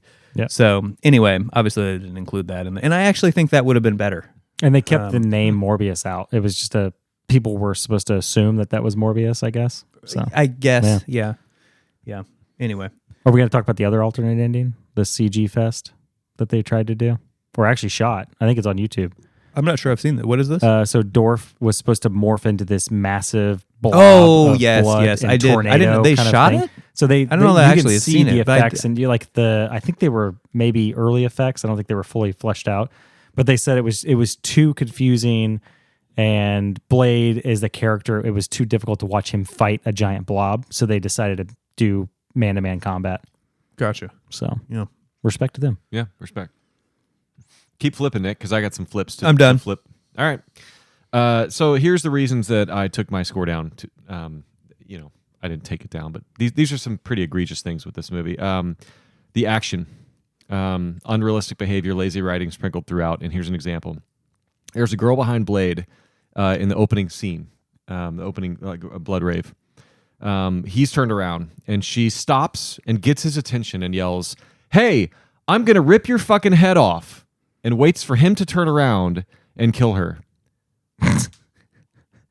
Like, why that's stupid. Nobody would do that. It's kind of in the ballpark of the wait your turn to fight the guy. There's just this whole line of people who are wielding their swords and they're waiting. All right, now it's my turn to go against Blade. Now it's my turn to go against Blade. And it's kind of that same thing. Like he's fighting somebody else and somebody comes up behind him. Hey! Yeah. Yeah. Anyway, I had a problem with that. We already talked about the hospital. Oh no, actually, there's the guy. You guys notice that the cops, not the guys who shoot on the rooftop, but there's cops before that in the hospital. They just run in, they yell freeze, they empty their clips with no hesitation, and immediately turn around and run away. It took me way out of it on this. But I think watch. Ben debunked that. That's familiar No, activity. These guys. So it's not the fact that they shot at him. It's that they ran in, yelled freeze. Like who yells freeze at the exact same time they're shooting their gun? Like you're either going to say freeze and see if the person freezes and then follow your protocol, or you're going to shoot them. You're not going to do both. Yeah, a bunch of fake cops. Yeah, well, watch that scene again, and it's kind of You're probably funny. right. Let's see. I talked about the entire squad of cops that shot at him, but Ben debunked that, and that's why I went from a 72 to a 73. How did the translation of the ancient text generate a 3D CAD model of a building? You guys remember that? Classic 90s. His little computer's like running and it's like translating, and then all of a sudden he's got this like super in-depth like 3D CAD model that he can like see this. Like what made that? It just was there. Well, like, they had the temple as an example of. He just didn't know what the temple was for.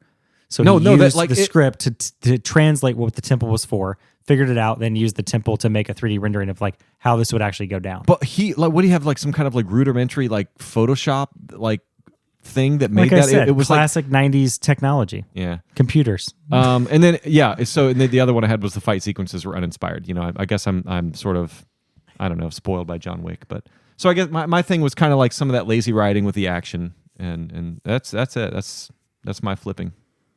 What else you got, I Chris? flipped. I don't have a whole lot. I mean, the CG was rough in a lot of spots, but then you have like CG spots like this that looked really nice, and then they were, it's just tough to Like watch. what? Tell the the end audience what scene you were when seeing. Dorf is exploding from the final scene where he's injected with the venom to his head, and he blows up to this big balloon fat skin blob.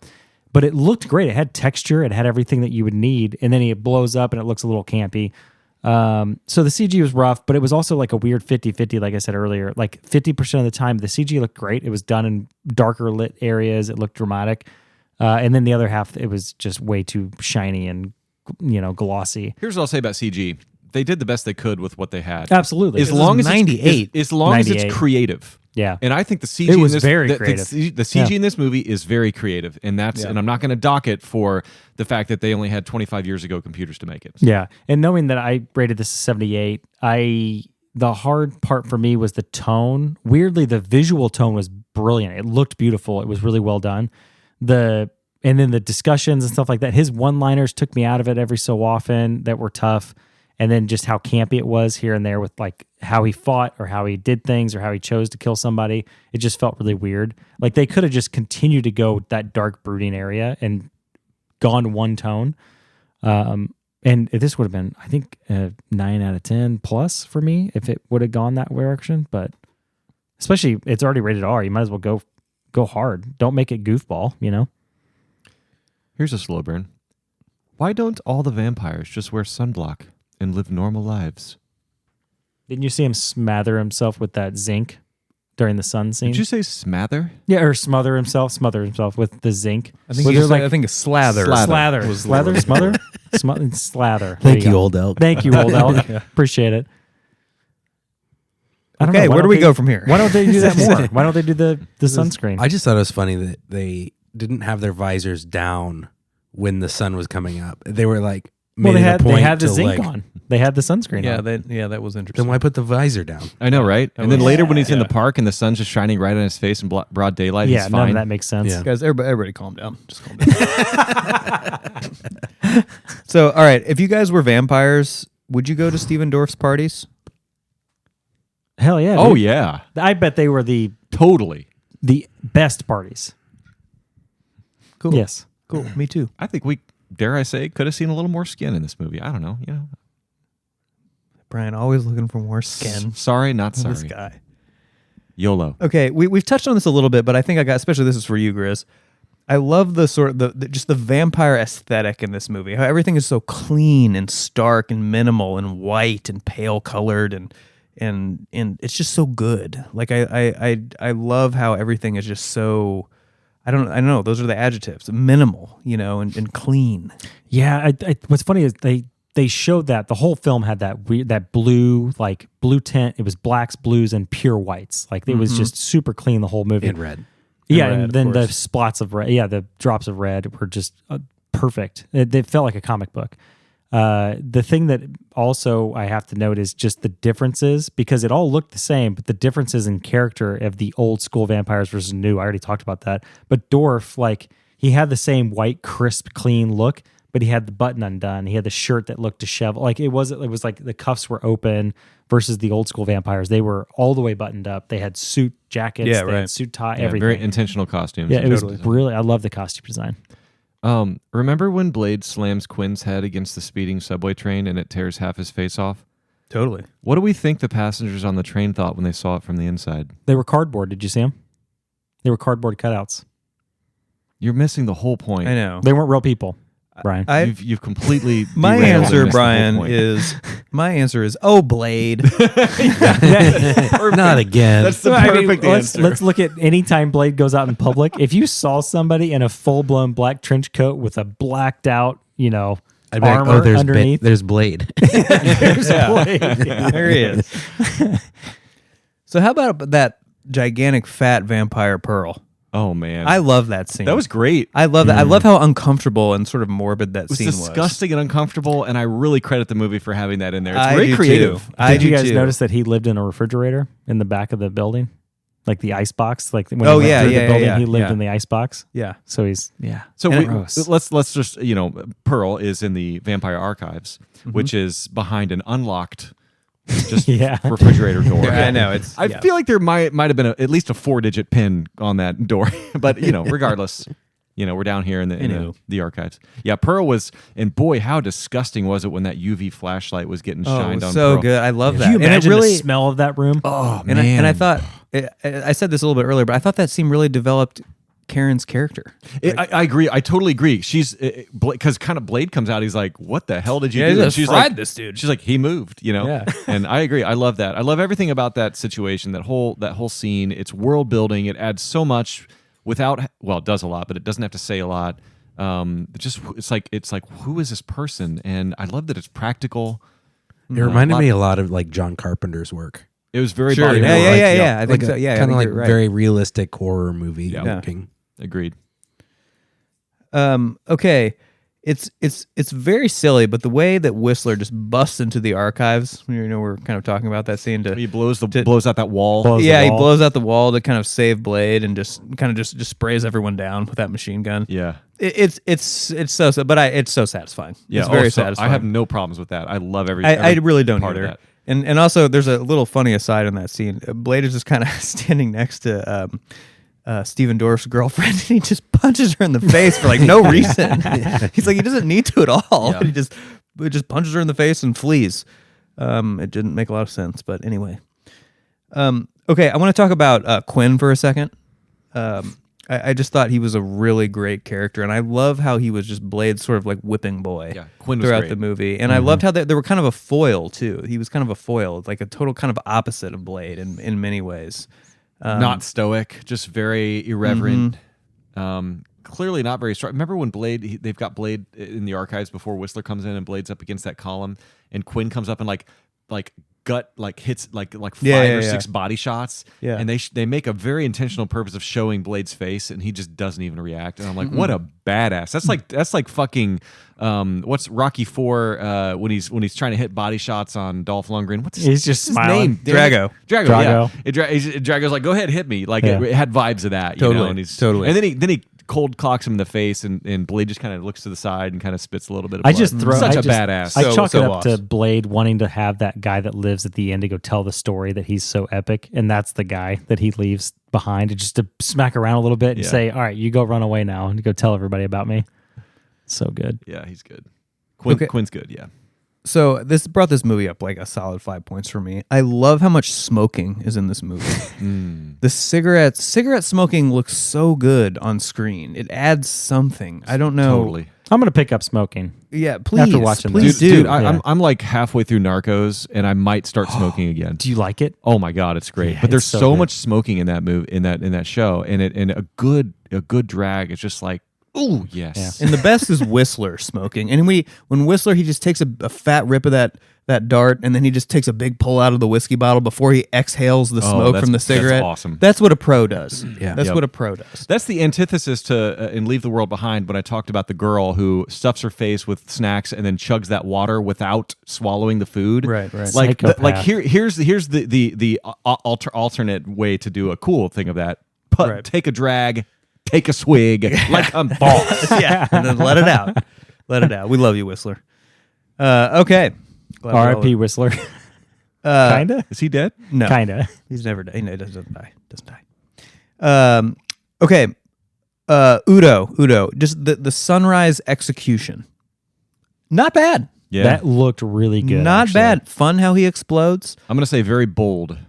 Yeah, very bold. for the technology they had at I the actually time. can't tell when I watched it twice back because I could not tell if it was practical or CG. Oh, it or was like, CG. Well, it looked practical because you could see like the ripping, and I just don't feel like they had that. I yet. feel like I almost feel like I have nothing to back this up with, but I almost feel like they did it practically, and then they did a CG Put a version top on of the top. practical. Yeah, well, CG computer graphics is they fully create something. So special effects would be they enhance something. So they would do a practical effect and enhance it with special effects. Yeah, it looked fully CG, but it also wasn't terrible. Yeah, It gave me vibes of Indiana Jones and the face melting, Which was but fully with practical. yes, which was fully practical, but with enhancements after it. So I feel like they did some type of stretching, pulling of clay, and then they added something on top. Would of you guys it. rather that have been fully practical? Yeah, a lot of Yeah, this stuff could have been probably. fully practical. I think. Yeah. Also, when you take a drag, you take a shot, drink a beer, and then blow the smoke out. It's called a strikeout. Ooh. I did not know Fun that. baller I didn't know move. that either. Yeah. Grizz, as you're working your way through Seinfeld, there's one of the greatest moments. Kramer's smoking a cigarette, and he finishes an entire beer while he has the cigarette in his mouth. In the beer. Yeah. It's the cigarette is in the beer. Like Oh my God. I'm jealous that you're going to get to see that for the first amazing. time. Yeah. soon. I'm working through the seasons, guys. I'm Yeah. working. I'm here's through, to feeling good all the time. The feeling It's tough. exactly. Yeah, It's that's tough. what he Good. says. Yeah, that's great. Okay, so we alluded to this earlier, and now it's time to talk about it. And that's the kind of the sexual tension, I think, between Blade and Karen. And I think there's not a lot. I think there's very little, actually. Very little. Until the end. He's got more with And his I mom love- than he does with the. Well, yeah, that's a little odd. That's kind of But Karen, I like she's hot, but they can just be friends. They can just be friends, and I think that's good. And I like that. Coworkers. And Yeah. the coworkers in a Right. sense, She's a hematologist. Like, it would be a perfect It's- match. yeah, as exactly. friends. right? Exactly. they didn't complicate the story with a love story. They didn't. They Complicate did not, anything. and I really appreciated that. And I liked actually at the very end. Then they kind of added this scene where he has to suck her blood, which is something that is It felt sexual, but it had a purpose. Yeah. well, it's It's pretty Well, sexual. It's pretty that's the sexual. whole- that's the whole thing with pretty vampires. sexual. I mean, the neck. Come He on. finishes. Yeah, It's all I'm it's kind of, and it's the only sexual thing that really happens between them, which I think makes it a lot more intense. And it's very sort of like orgasmic. She's saying like, "Don't stop," and just the noises she's making. Yeah, it's very intentionally sexual. Yeah, and Blade's just primal scream at the end. It's that was good. And then you're ready to go. You're like, oh my God, he's about to go kick some ass. Yes, he's powered he's up ready. now. Blade is ready. back. He is ready. Okay, we're slow burning. The way Frost, aka Dorf, confronts Blade with that child hostage. Remember that? You remember that scene At the park? In the park. Yeah, in the park. I found that to be like weirdly intense. And I really love. We talked about he's kind of a nuanced character, right? And how he's calling Blade an animal and a fucking maniac when he's the one with a child by the throat. Yeah. Like, I just think that's interesting. That's an interesting character. That was the only scene that felt completely out of the blue. It felt like it had no purpose to the like. It felt so different than everything Well, he's else. trying to catch Well, it had Blade. to, it had to set up the final sequence. I know, but also Blade says, "I have a meeting downtown," and that was his meeting. You didn't want to say you're going to go meet the boss of the entire vampire cult. Yeah, I can see that. That was strange. Yeah. But Maybe a I little bit did of think it was stretch. very intense. It was awesome. And then you have ... Matrix, slow bullet. Oh As- yeah. He dodges the bullet. Yeah, we do Yeah. have a little bullet time. Whatever. It is what it is. For some reason, for some reason on that scene, I don't know why on that scene, but I was thinking about like I was kind of taken out of the movie, and it's not the movie's fault. I don't know why I was thinking about this, but I was thinking about like, your daughter, your 8-year-old daughter is cast in this movie, and she's like held by the neck and like abused by like some vampire. Like it's a weird like. I don't know. I just started thinking about like shooting scenes of movies and how strange that would be. And like, if I'm Steven Dorff, I've got this little, like, I don't know if I could do that scene. I don't know. the way it was shot. I don't think she was actually really. picked up I know. like I know that. she wasn't, but like, I know, but it's very intense. I get that. And- I get and that. clearly- Dorf, we I need get you to that. strangle the small child. yeah, and it's intense. I've got an 11-year-old daughter. Clearly, it Yeah, shows. yeah, but I like, get it. I don't. And I'm also not an actor, so I don't know how. But I don't know. I was just thinking about that. And I was like, wow, they're all playing this scene as well as they should. It's Funny good. you It's say that. intense. Have you seen the latest It movie? The first one. So there was a cutscene where the Skarsgård plays the film, and he's playing against one of the children, and where he's got to snarl at him and spit at him and make all these noises. And the child actor is like, he's fully crying and like bawling his eyes out. Skarsgård ends the scenes, cuts himself out of the character, and he goes, "Are you okay?" And the guy's like, and the kid reacts, goes, "That was fucking great work." Like the kid cuts out of his own Jeez. character, and it's like, holy, and he's like, when Skarsgård was like, man, that's one of those things where I'm like, oh shit, these kids are really good nowadays. I guess I just have an appreciation for actors. I've taken it for granted Yeah. my whole life, but like even like a scene where I just mentioned Narcos. There's a scene where like women are abused, and it's just like being an actor and like abusing a woman on screen. I know it's just acting, but I don't know. It's just Yeah, I don't know why I'm starting to think about that. I'm getting It's hard. soft in Intense. my old age, guys. You're intense. old, getting soft. So we talked a little bit about how this movie really holds up in terms of, it's more than 25 years old and still holds up well. But one of the things that really dates this movie is Deacon Frost's like videotaped message to Blade. It's got like the time code on it, and like the date on it. Mm-hmm. You know what I'm talking about? It's kind of toward the end of the film. I just thought that was kind of fun. That is like an immediate, like this is a 90s movie. Yeah. 90s, when we're showing like a sort of this like It was the camcorder the effect. repetitive computer rendering of the vampire dungeon / That's always going to do it if you see if you see whatever computer they're using of the time. If I always it's think of the movie beige Swordfish desktop. as they're doing the hacking. Oh yeah, Halle Oh, Berry. Swordfish. Yeah. I actually just absolutely love that movie. It's so Hugh good. Jackman. Yeah. Yeah. What a great film. Let's talk about the Blade's sort of mom reveal thing at the end. Once again, I liked I'm not bad. I liked it. I really liked it too. A nice twist. And if anyone saw that coming, you're lying. No, I thought that added completely to the movie. Yeah, nobody saw that coming. That was a super interesting kind of twist. I think they could have even done a little more with it. But I thought it was really smart and very unexpected. Yeah, they could have explored it a little bit more. And the way Frost, once again, develops Frost's character even more, the way he uses Blade's mom to sort of manipulate him. I mean, it just speaks to the whole like clearly she's happy. She's living her life as this vampire. She didn't die. Like it speaks back to the theme Yeah. again. Yeah, it you know? does. Yeah, totally. and Dorf's totally. character is the one that bit her in the comics as well. I don't know if he mentions it in the movie, but he's the one that turned her. Okay. Oh yeah, no, it does mention that in the movie. Oh, it does? Okay, He- yeah. he does say that. Yeah. So this is Critical Mass, sponsored by Old Elk, and we're talking about Blade. and we're slow burning. And this is a final sequence. Seriously, a good final sequence. Like, I hate the final sequences in superhero movies generally, but this blood chamber night temple thing is cool. It's the type of place you want to have kind of a final showdown.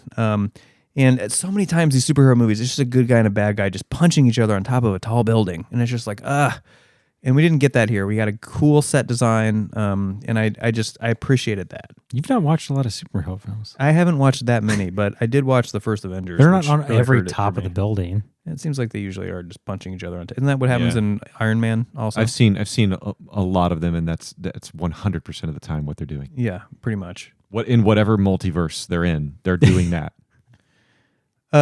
Okay, Karen's ex-boyfriend. I thought he was great, guys. Especially that scene when, in the end of the movie when she gets thrown down in that pit. And he's like, Karen, do you have second thoughts? I had no clue who the fuck that guy was. You didn't? No Oh, clue. I was yeah. like, wait, What? I was like, oh yeah, okay, the boyfriend from the hospital. Okay, great.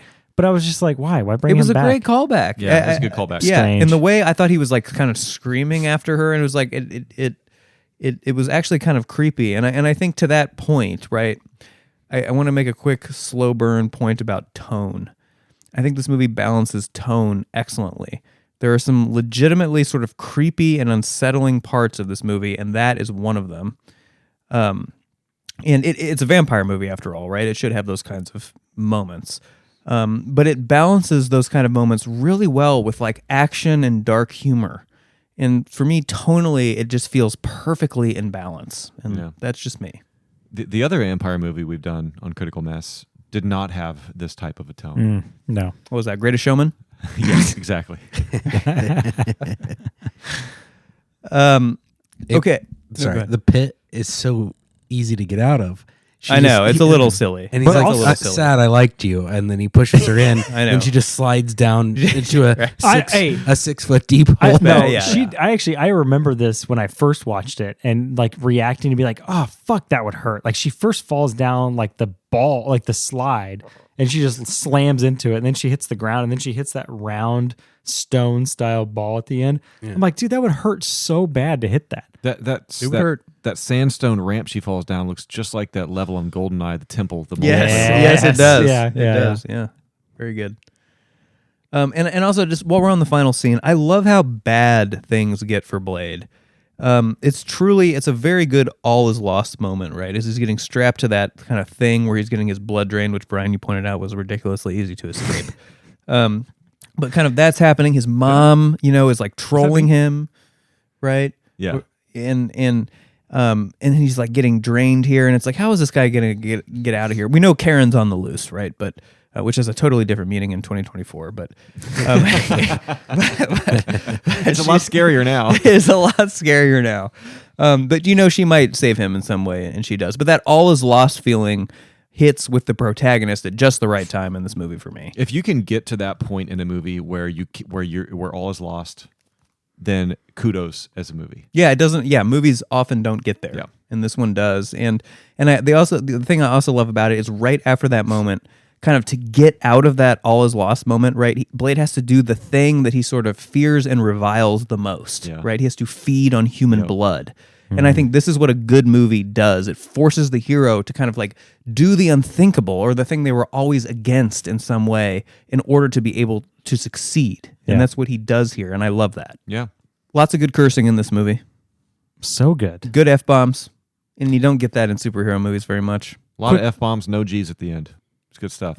Quickly, Yeah. I actually I bought this on Apple TV, and so I have the 4K version. But did your guys's have in the final scene when he cuts Dorf in half and he flies up and his blood body comes back together and he turns around and he's like, what the fuck? Was that silent or did Yeah, it he was actually silent. say it? It was silent. All right, why was that I remember that silent? from 25 years ago. Well, Really? it's funny. He's like, it's Okay, funny when because someone mouths something. that's when someone that was realistic. Yeah. Okay, so I was like watching, I was like, wait, it looks like he said it out loud. No, they it didn't doesn't censor it. look like he just goes, what? Yeah, that's just like I do that all the time. Yeah. Like in traffic, I'm I felt like the way he it's like- enunciated it wasn't like a soft.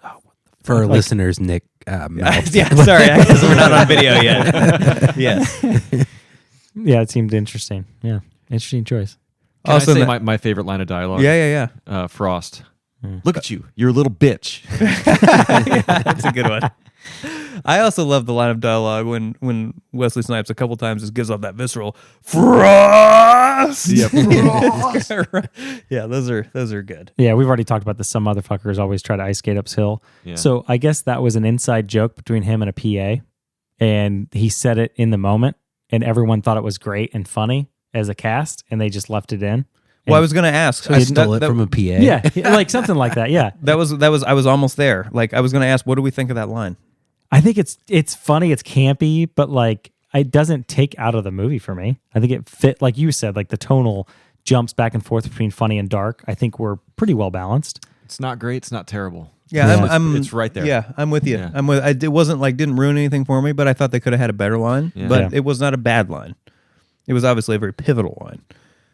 How about when the music kicks in and he catches the sunglasses? I somehow that's not like cheesy and stupid, but I don't know how. How is that not I stupid? thought it was awesome how they had the techno at the beginning, techno at the end, and that was the beat drop. I think that was, as an electronic music fan, like I know you are, Nick, but like that was awesome. Like him grabbing the sunglasses, the beat drops, and the music ramps up, and he kicks ass. Guys, when someone catches something and the music and the music cue starts, that is like one of the best combinations in the movie. You're right. Do you I'm remember- in. Yeah. Do you remember I'm The in. Force Awakens? Do you remember at the end? And think what you want about the movie, but at the end when she's fighting Kylo Ren on that planet that's dying, and Ooh, like yeah. they're Sure. both going for the lightsaber, and it goes past Kylo Ren and it lands in her hand, and at that very moment the Force theme starts to play. You're gonna get chills no matter what you think of that movie. And again, catching sunglasses, mic drop or a needle drop moment. And Great, they're so good. It doesn't hurt that the first thing he does, or almost the first thing he does after catching sunglasses, just tears this dude's throat out.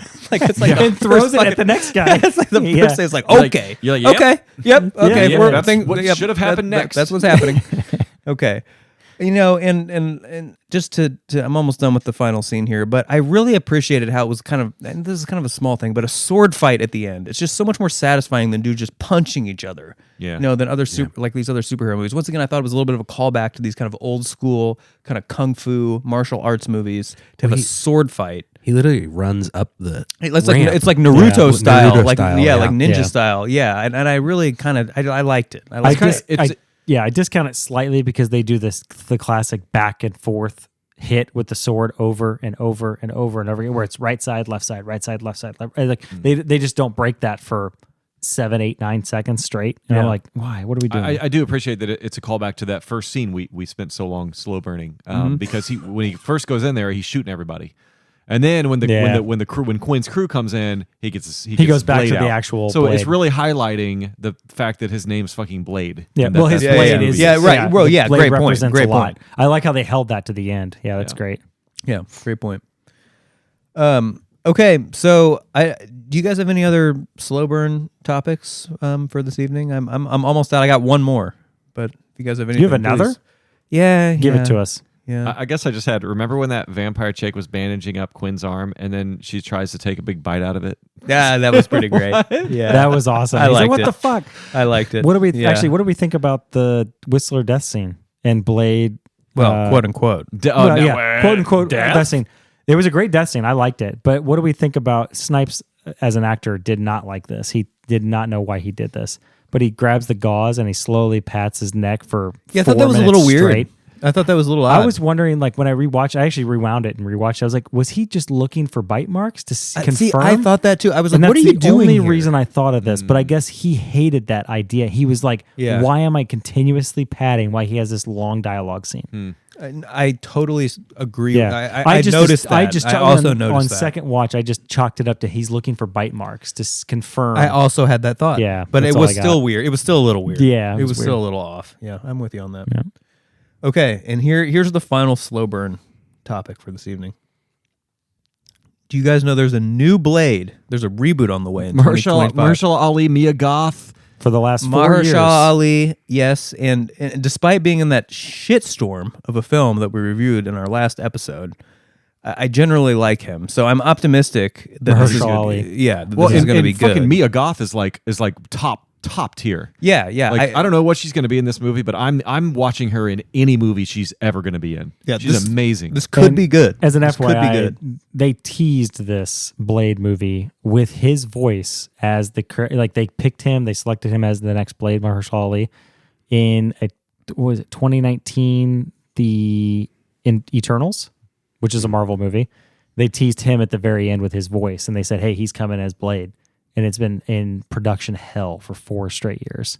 So they have no clue what they're doing. I'm going to watch it just to see how terribly it fails compared It's going to to this be Blade. rough. Better be rated R. Yeah, If it's I not don't better, think it is. I don't think it is. I won't watch it No, if it is. you know what? I won't Yeah. watch it if it is. I think Yeah. that's probably what they're fighting about in They in got to the be production. Yeah. Yeah, because if it's I'm not sure rated there's R, got to no. be something like the studio wants it to be this, Yeah. and wants to fit in with the MCU. Marvel setup. And then what's funny is this. This is what what everyone else wants it to But be. you have a built-in audience of 40-somethings who, are going to go see it, who all remember Blade. I mean, But you also they have- don't It's even not worry about money. profitable. But you also have a built-in audience of 500 million people or a billion people wanting to watch a classic Marvel movie. But, So but it's a like bunch of those people are going to still see it, even if it's rated Yes. R. Yeah, Plus yeah, the yeah. other audience of people who would never step foot Yeah. in a Marvel movie anymore, myself included. So Yeah. This is all about integrity. they versus would money. rather shit on us than they would, shit Well, on also, a mass. Marvel at its current rate is going down. Oh, Yeah. Marvel's Oh, for Marvel's sure. totally. And so- Marvel and They have Disney are- peaked. They're at They the have end peaked. of And so, like, the idea that a movie like this could be made, makes sense because they got to save something. 5 years you know ago, what I they mean? never would have made a Radar Blade movie. In a couple years from now, I think they might. I Right. think as they've kind of gone downhill the last 5, 6, 7 years with film, I think they're going to try to ramp back up because all of their audience has grown for the last 20 years. They've been doing this 15 years, and they're gonna realize, oh shit, we have a larger audience, a bigger audience that cares about it, that are gonna want to watch a rated R or a darker, grittier film. So you guys ready to give some final thoughts on this movie? Yep. Give them. I loved it. I think it was a lot of fun. I had it at an 88 originally, and I dropped down to 78. But most of it's really just tonal issues here and there. But man, this movie is so much fun. It's beautiful. There's so many great shots. Wesley Snipes, there is no other Blade. I think he fought to come back in the new movie, but he's way too old now.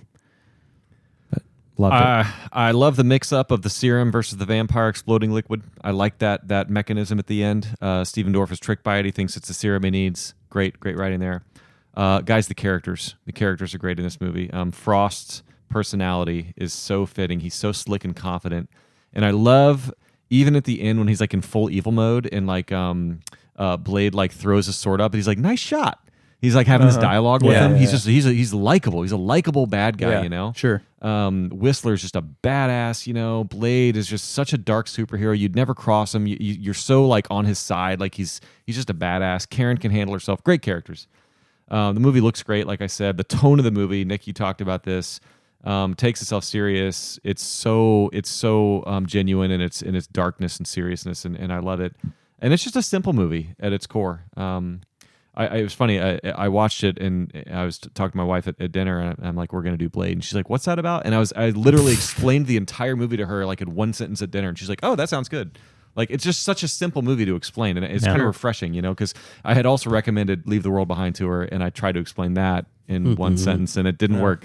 So it does what it needs to do. This movie, and it deserves a 73 from me. You guys should have rated this higher, but anyway. Okay, guys, final thoughts. This movie, obviously, it means a lot to me, and I do view it with nostalgia glasses, I will admit, and that obviously colors my rating. But however, objectively, I think this is legitimately an underappreciated movie. I think, as we kind of talked about earlier a little bit, the Marvel Cinematic Universe has a much harder time getting off the ground without the success of this film, and I think that's the thing. But here's the thing. So, we talked a little bit about that comment earlier that, about that on YouTube, how the, Marvel Cinematic Universe sort of doesn't maybe happen as seriously as it does without this movie. And I guess, frankly, that does piss me off a little bit because I do hate most of those movies that I've seen, and I've made that very apparent. But that's okay, I guess, because sometimes you got to make a great movie to pave the way for a bunch of shitty movies, right? That's just kind of how it goes sometimes. But I will also reiterate, I think this is a movie that holds up remarkably well in almost every way, and it's almost kind of shocking that it's 25 years old and still holds up so well. The visual effects, the sound design, the writing, the set pieces, it's all still great. So if you want a movie that I guess in my opinion is what cinema is really like all about for me, like fun, immersive, emotionally resonant experience, and doing that with some class, I feel like this is the movie you want. So I really love this movie. Not everyone's going to love this movie, but I do. I'm back down to a 72. So what? Oh no! Nah, fuck it. I'm gonna push this way up. 88. Yeah, I'm gonna go back thanks, to my Chris. original score. Yeah. I'm gonna go from 78 Gosh. to 88. Do you do any thinking about your score before? Yes, he we does. meet? A lot of I thinking. do a lot. You're- Yeah, he does. You've gone. Wait. What do you? Wait. You've gone back to an 88. The measurable enjoyment of this film outweighs some of the technical issues I had with it. Okay. Hey. So- do you? I will. Thanks, Chris. That's Appreciate my that. score. I don't know what any of I your love it. your final scores are in any of the movies we've ever done. But I okay. love it. I love it. Me either. And I Doesn't wrote them matter. down. Does it really matter? That doesn't matter anymore. No, we're doing this for good. All right. All right. Cool. All right. We did it. Blade. Yes, In the bag. thank you, dear listener, for listening to us. We really appreciate it. You are a wonderful person for making it this far, and we are just in awe of your grace. So we're going to do another episode, as we always threaten to do. And the next one we're going to do is by special request. And actually, it's by like multiple special requests, which Weird. I can't believe there's actually multiple people that listen to us, but there are, and they've requested the same thing. And that movie is The Burbs. The Burbs. The Shout Burbs. out- Tom shout out- Hanks. Yeah, shout out to Tom Mr. Hanks. Kevin Spahn. Thank you for... The Burbs. Yes. So, which barely kind of sort of meets our criteria. Really tonally similar to Blade. Sure. Sure. Yeah. So let's go. The Burbs. You can find us at